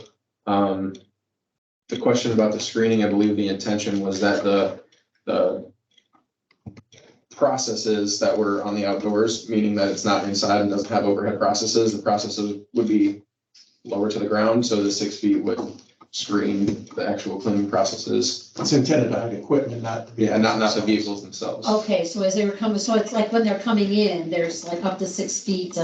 Right, where the equipment all is that sprays the water and scrubs and all of that. Okay. No, at least 6 feet, not up to. Not less than 6 feet. Not less. Or any like tanks on the outside of the building or any of that kind of stuff? Well, it's for the bays themselves, so. No, I mean, personally, it seems like it should state semi-tractor trailer trucks in there. Because there is a very big difference, just a truck is a pickup truck and semi-tractor trailer is much larger, so. Or say commercial trucks, because not everything would necessarily be a semi-tractor trailer. Yeah, it just seems really very vague. Mr. Mayor, if I could just, I'd like to ask, I've done this with the board several times. I think this is a good opportunity to get some input from you. In fact, I was going to mention this later in the agenda. We intend to bring these kinds of things before you for discussion first. Mhm. And I considered rephrasing the agenda and say, let's discuss it first. We'd be happy to do that, withdraw this from the agenda and bring it back. But we'd like to have continued discussion if there are any more questions or comments about it. And if you don't feel that this is something that village needs, this is something that staff drafted at the request of a member of this board. And so we're just responding to that.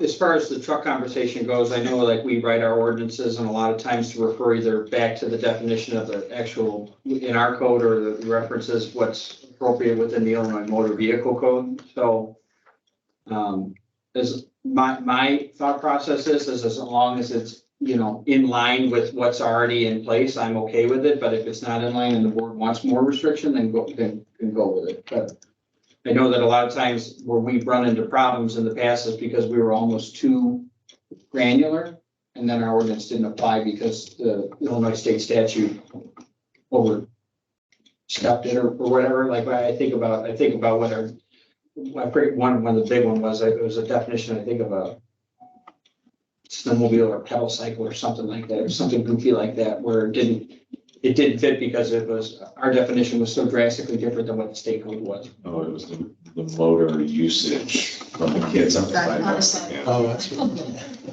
And so that's what I would say. So, I mean, you guys are I gotta trust staff on this one. I do. And so you heard the board's concern. And so with that, I'll I've heard entertain.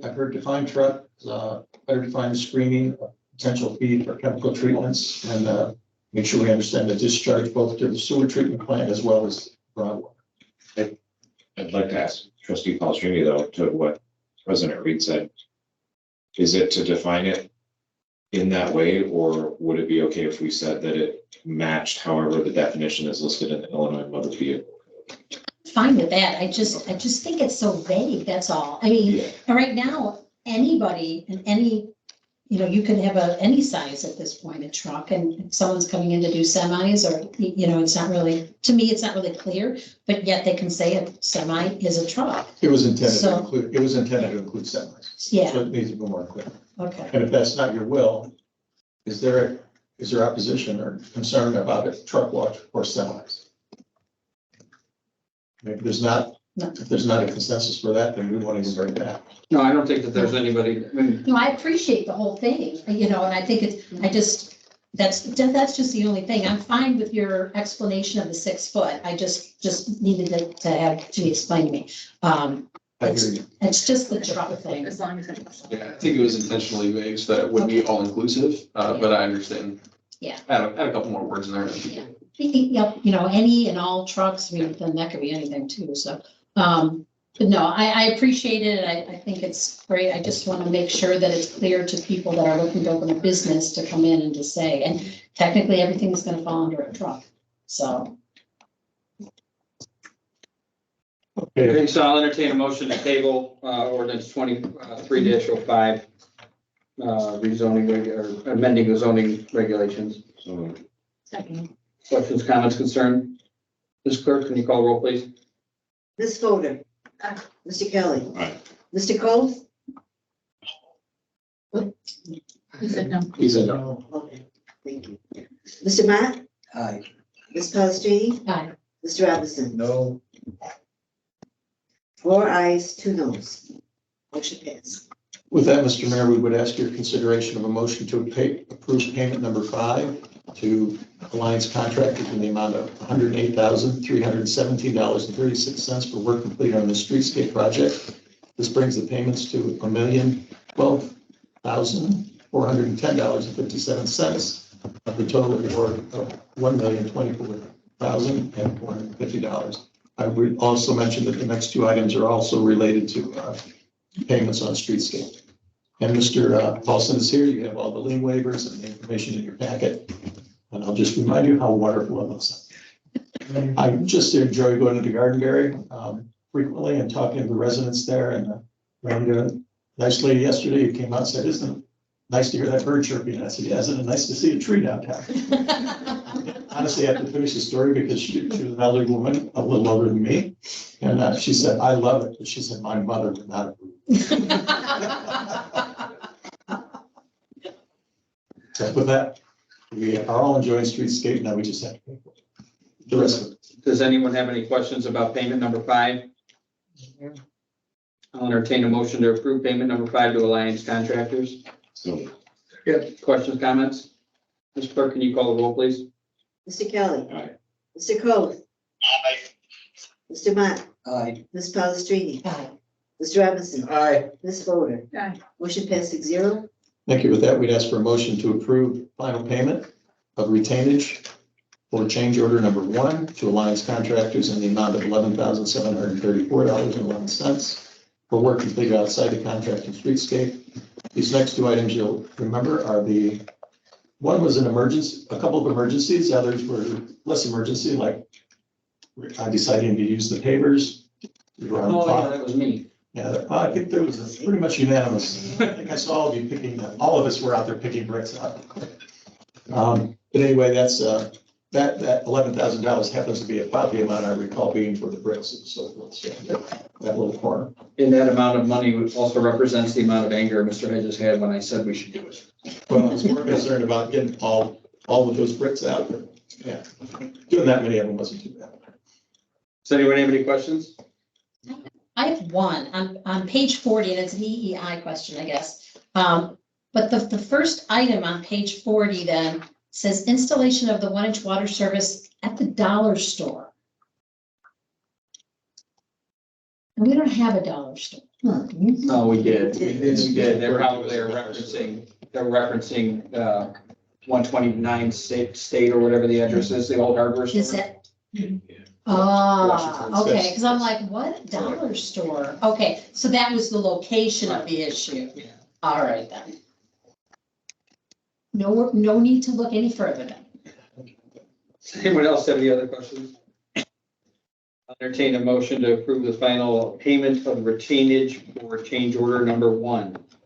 Moved. Second.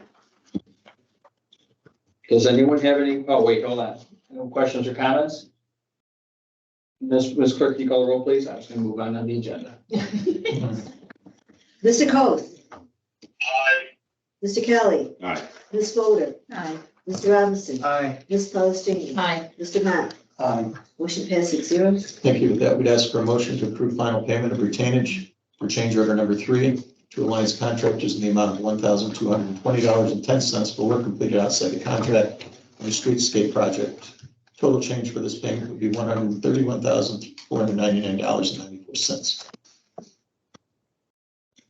Anyone have any questions?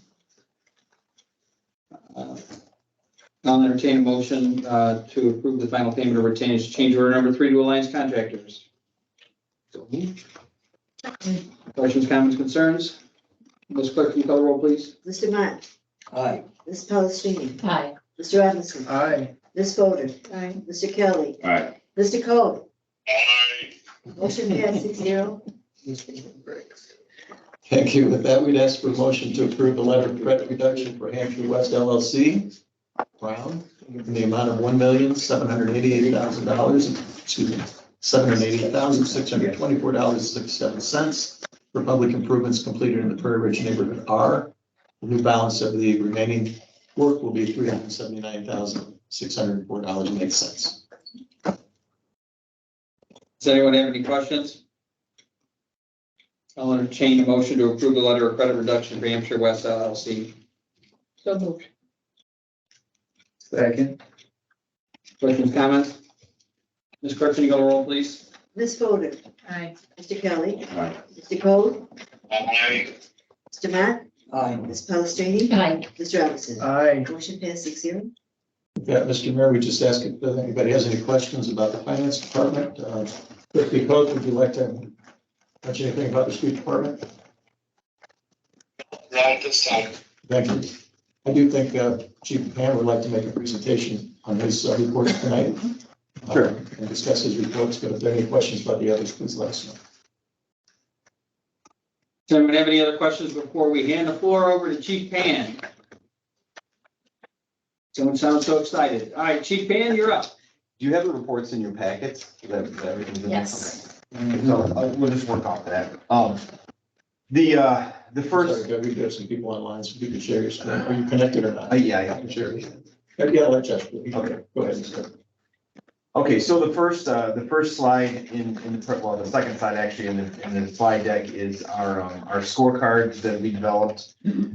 Just for trying to identify some things that we think that are important, a summary of things that you would be concerned about the police department and public safety in Hampshire. In the percent change column there's obviously green indicates something that we would consider good, and red is something of concern. The fields in that percent change column that are left white are things that really, there's either no change or we don't really feel like it's good or bad. Chief, you guys can stand up. This isn't going to take that long to stand up and look. Okay.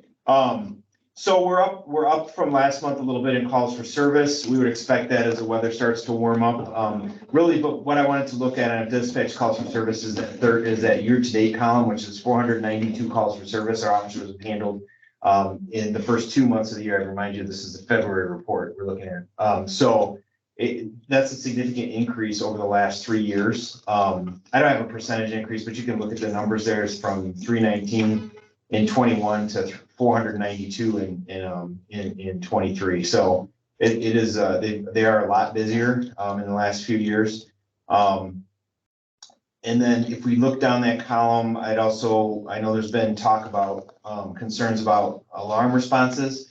You can see that we are down quite a bit from for the last 3 years. So in 2022, we had 21 alarm responses already at this point, and thus far this year, we've only had 8. So I think the alarm fees are having an impact there.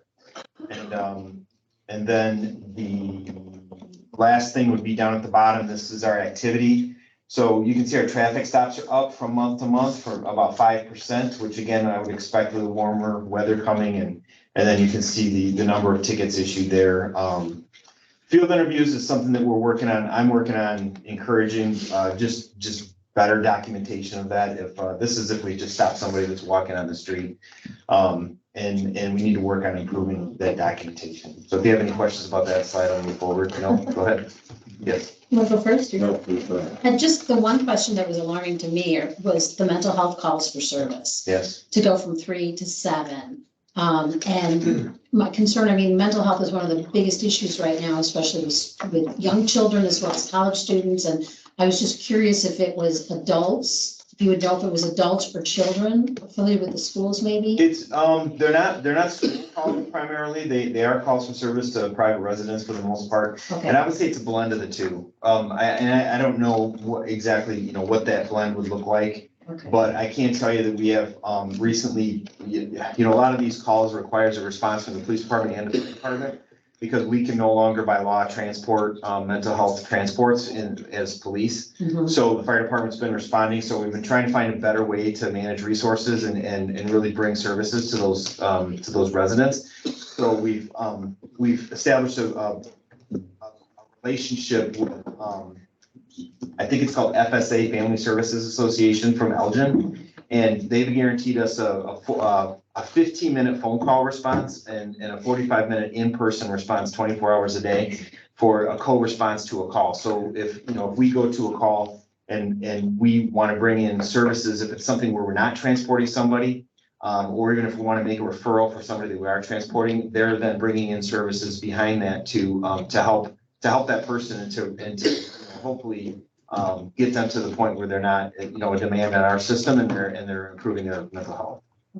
So that's been successful so far. Thank you. Quick question for you. When I add up the offenses that you have listed out, and I know that's not everything, that's what you had shared in previous meetings is kind of the ones that you really track to see is there an increase, is there trends. When I add those and the traffic stops, there's still a delta of about 150 between that total and the all dispatch calls for service. What would you say makes up a majority of that delta, that extra 150 calls? Because I know if we look at that, that's what you're probably looking at for staffing levels and do we have enough staff based on the number of calls we're getting? Where would you say a lot of that 150-ish falls into of reasons why we're being called out or our police force is being called out? I'm not sure I'm following. So all dispatch and calls for service is 492 year to date, right? Year to date, correct. If I add up all the other year to date numbers and the 145 current month and the 138 last month of traffic stops, maybe that's not included as dispatch calls. I'm trying to figure out, that's a really big number for dispatch calls. What that extra delta could be or what types of things, and because You just want to know the difference between the two numbers. well, no, I want to understand the types of things that are called, that those are being called out to, because and correct me if I'm wrong, Chief, but you're looking at total calls as, do you have enough staff and how do you need to adjust staffing and what are the needs on the department, right? Right. And looking at the year-to-date average, as you said, that's a significant increase from last year to date. So I'm just trying to figure out or maybe if you just have anecdotally where you think the majority of the increase is coming from. I mean, I think anecdotally, I guess I would have to get, and actually gonna do another report in 2 weeks. So I can probably, rather than just anecdotally or just speak to Maybe it, come back to the I can next come back meeting. with a little bit better response on that. So, and it might just be something kind of hidden in the math here too. So I'll take a look Okay. at it and come back to you. Yeah, do you feel, let me ask the second question then, Yeah. with this type of year-to-date increase that we're seeing, and knowing that the warmer it gets, you tend to get more calls? In your opinion, are we staffed appropriately for the needs of the community right now? Well, we're short-staffed right now, because we're missing actually, we're missing 2 officers on the street.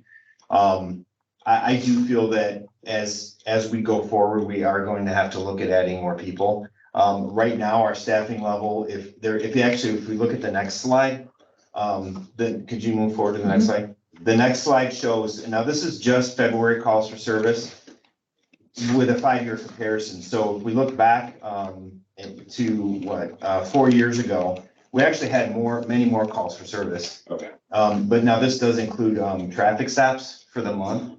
So that could be self-initiated activity or dispatch calls for service, but we're much higher than we have been for the past 3 years. But if we look at that 4 years ago, we were actually higher than we are now. So we just need to really look at where like you said, what is attributing, what is causing that rise? And so I'll come back next week with a better, or 2 weeks from now with a better answer on that, and when we look at March. That's your root cause analysis, right? There we go. Well, and does it warrant a discussion that we need to figure out when we look at either next year's budget or what we're looking at, that do we have to allocate for more police officers, or is there something else that we have to consider? I'll commit also to doing a resource allocation study that I can, to my limited ability. I do have some experience with doing that, and I have some formulas where I can plug numbers in and try to come up with a good projection of what we're gonna need. And so I'll commit to do that. I haven't been able to do that thus far because of being short the lieutenant in that, and now that he's there, it's really been making a big difference for me, and I'm being able to do some of the more chiefly duties like that. So I'm not gonna go over the next 2 slides in detail. They're actually summarized in that dashboard, but if you have any specific questions, I'll entertain them. I like the next one, which would be the Group A offenses, Josh, so skip 3 forward to next, the graph. Yes, this one. And then if they can see it. So this is something I'll be presenting every month. This is again, a summary of those last 2 slides. That would include those calls for service that are more significant that we report to the FBI. And what our community is, these are the numbers that our community is measured against other communities. When it comes to safety and attracting businesses and people to move into the communities. So our numbers are really good, but you can see, if we look at what happened last year, in December, we had that significant increase, and I know just sitting here right now, it was all property crime.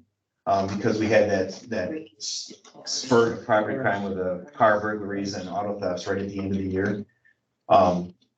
So this is something I'll present every month, and we'll keep an eye on just to make sure that we're staying on trend with previous years, or making improvements on that.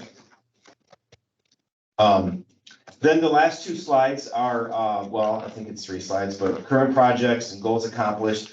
I really want to focus on just a couple. I'm just going to highlight a couple things. We do have our officer Mayor Carly Mayer is going to be graduating from the academy next Friday. So we have her plugged into FTO field training program.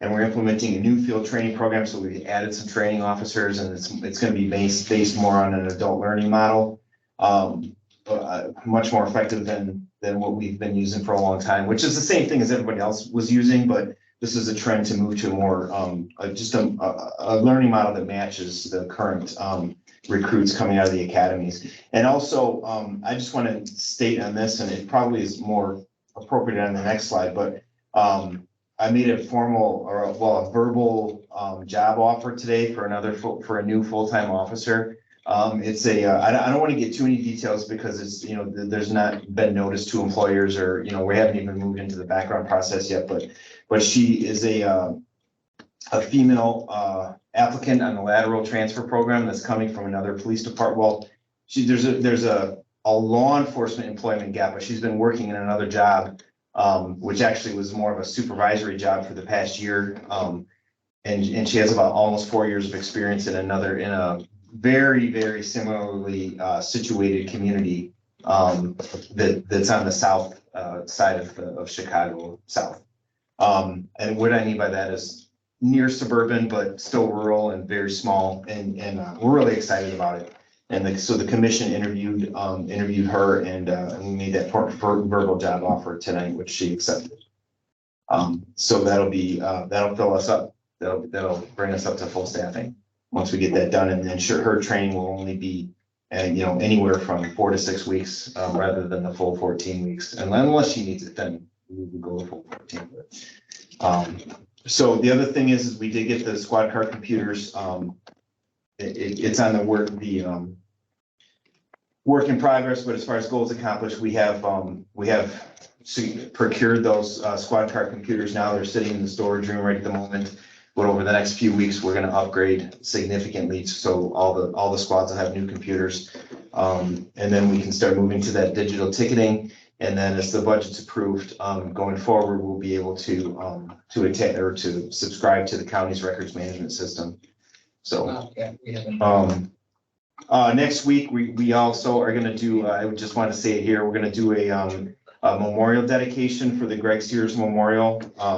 I mean, it wasn't originally just the Greg Sears Memorial. It was a law enforcement memorial for the community.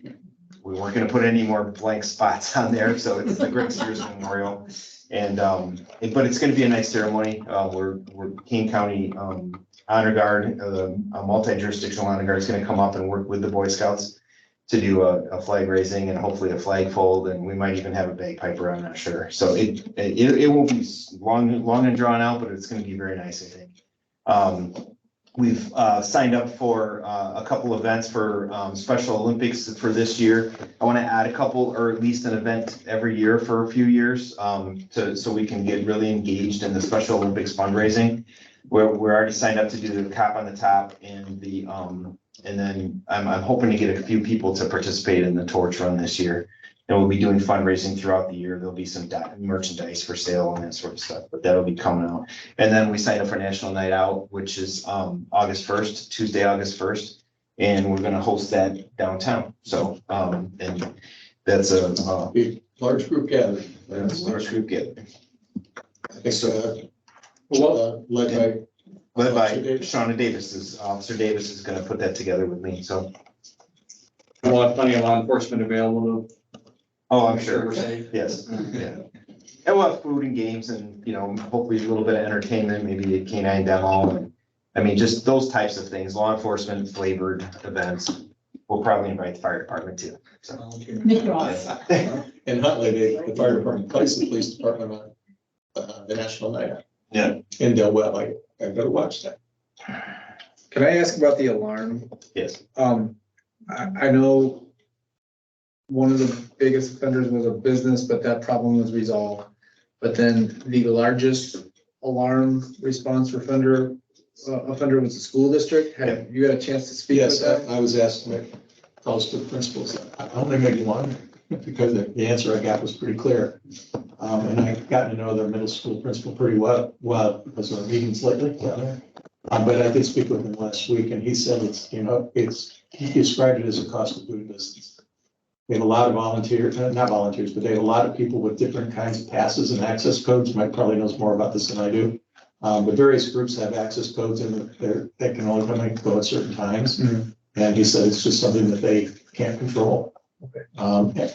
It was clear to me that they're not motivated to make any effort to change it. So if we're concerned about our police resources, and that's the major concern, not yes, the school district is paying those fines, but the concern is really about the use of our resources. So I think it's going to be incumbent on us, the police department, to do whatever training we can and try and persuade them to do that.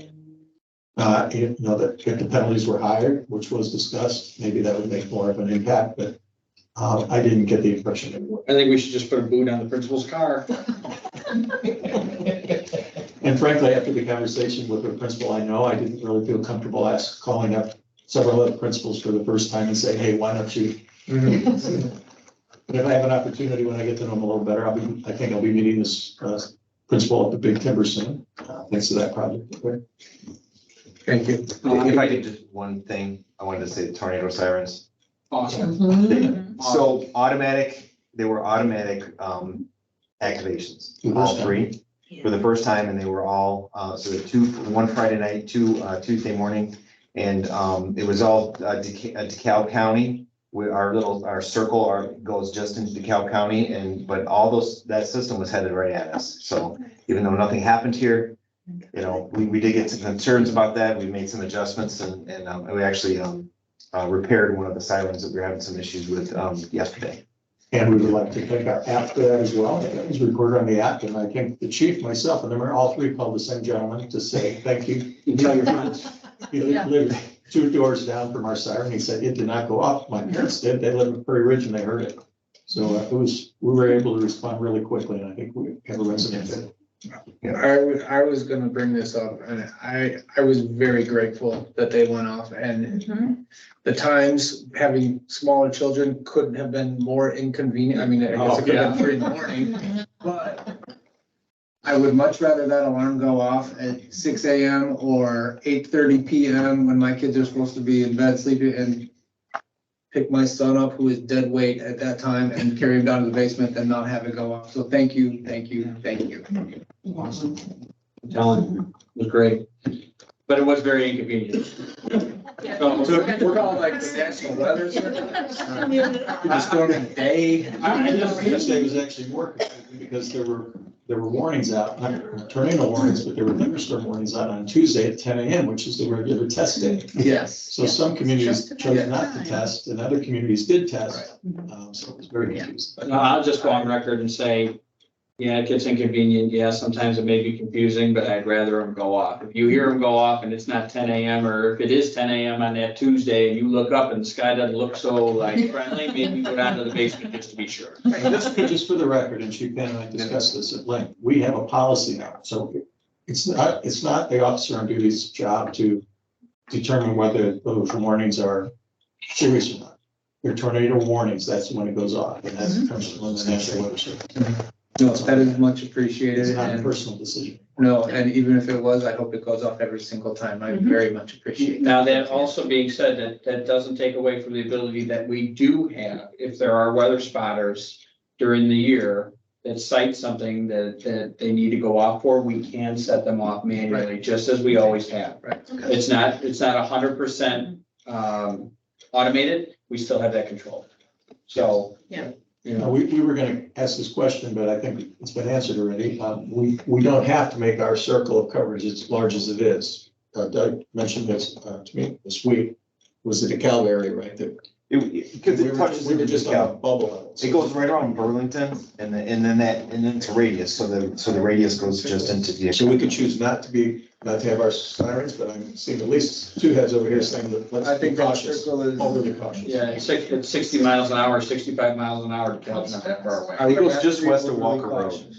It's just the next, whatever the next road is. I can't remember the name of it right now, but what is it? New Lebanon. New Lebanon. It's right, it almost follows New Lebanon Road in DeKalb County. The cost the other way is, I don't want to be around for that. Yeah. I would much rather that go off at 3 in the morning, whatever time, I don't care. I would much rather it go off and give everyone the opportunity to seek shelter and safety if they need to. And we'll celebrate the Nothing Burger comments on Facebook. Absolutely. Yeah, How no, for lucky sure. are we to have Yeah. nothing happen here? And I wanted to touch on that as well. My niece and great niece are survivors of the Joplin, Missouri tornado. There was nothing but their bathtub left. And the 2 of them, that was it. And they had 20 minutes warning. So the fact that we had at least 20 minutes, thank God. And thank God we are not in the place where Belvedere is this week either. So I'm sorry if other people are inconvenienced and if they choose not to take shelter, well, you know what? You were warned and that's your choice, but thank you for continuing to keep that circle where it is. We need all the time we can get. So. Thank you, Chief. Mr. Mayor, I think we're complete with our reports. So we've got the accounts payable at 9:25, and we still got to go in executive, so we have the accounts payable tonight, regular accounts payable to personnel in the amount of $1,600, $1,670.52. Does anybody have any questions for the accounts payable to personnel in the aforementioned amount? Hearing none, I will entertain a motion to approve the accounts payable to personnel. Moved. Second. Questions, comments, concerns? Ms. Clerk, can you call the roll, please? Ms. Fodor, Aye. Mr. Kelly. Aye. Mr. Cole. Mr. Matt, Aye. Ms. Palastrellini. Aye. Ms. Robinson. Aye. Motion passed 6-0. Next, we have the accounts payable in the amount of $119,604.22. Does anyone have any questions about the regular accounts payable?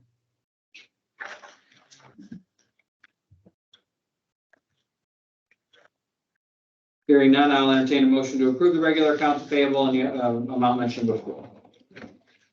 So moved. Second. Oh, Warren. I have a second and a third. Any questions, comments, or concerns? Ms. Clerk, can you call the roll, please? Mr. Kelly. Aye. Mr. Cole. Mr. Matt, Aye. Ms. Palastrellini. Aye. Ms. Robinson. Aye. Ms. Fodor. Aye. Motion passed 6-0. Okay, Village Board Committee reports. So up first, we have the BDC.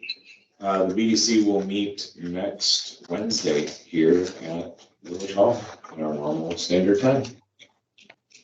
Any questions for BDC? Public Works, Nothing at this time. Trustee Palastrellini, Budget, Nope, already covered.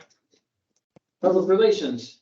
Next meeting is a week from today, April 13th at 6:30 PM. Sorry, I'm making an executive decision on the time change because my kid has a game and I'm not missing it. Sorry. So, yeah, I get to do that, so. Yeah. New business or other I announcements? have a question, or just a comment. Yes. I know we're learning through the new app and it's been phenomenal helping to figure out ordinance things like that. One of the things that was discussed as a benefit of the app is sending out emergency notifications. So when we have tornado sirens going off or we have emergency notifications, if we can also push out a notification via the app. Because I knew that was one of the intended purposes of it, that would be great. And again, we're learning as we go through this, so. And that would come from the same source. Yeah. There's no way to, or any, I don't know, whatever software that the alarm system warning. That might be a bit of a stretch, but I'm sure our officer. Yeah, I don't know if it can be automated, because even in the automated phone systems, because of how our system now in learning is tied in, like my phone didn't even send a tornado warning on Tuesday, when on Friday it did. Maybe it's Yeah. vice versa, but on one of the days, Correct. I got the push notification on my phone from National Weather, like emergency alert. But on the other day, I didn't receive one. And so even through the automated systems, if they're not identically tied, it can be. I just think if we Huntley's know. Nixle system is completely different than ours too. Yeah, so I think I got if, four on the Nixle and then I got the one that you got. I think it's just an opportunity if we know that something is warranting an emergency notification. And that would be the officer on duty, as soon as he hears the alarm, he just sets the app up to. Yes. Thank you, because that was actually on our agenda. So Okay. that just saves more time next week. No. Any other new business or other announcements? Yeah, I have to, I'm sorry, I know it's been a long meeting. No, it's all good.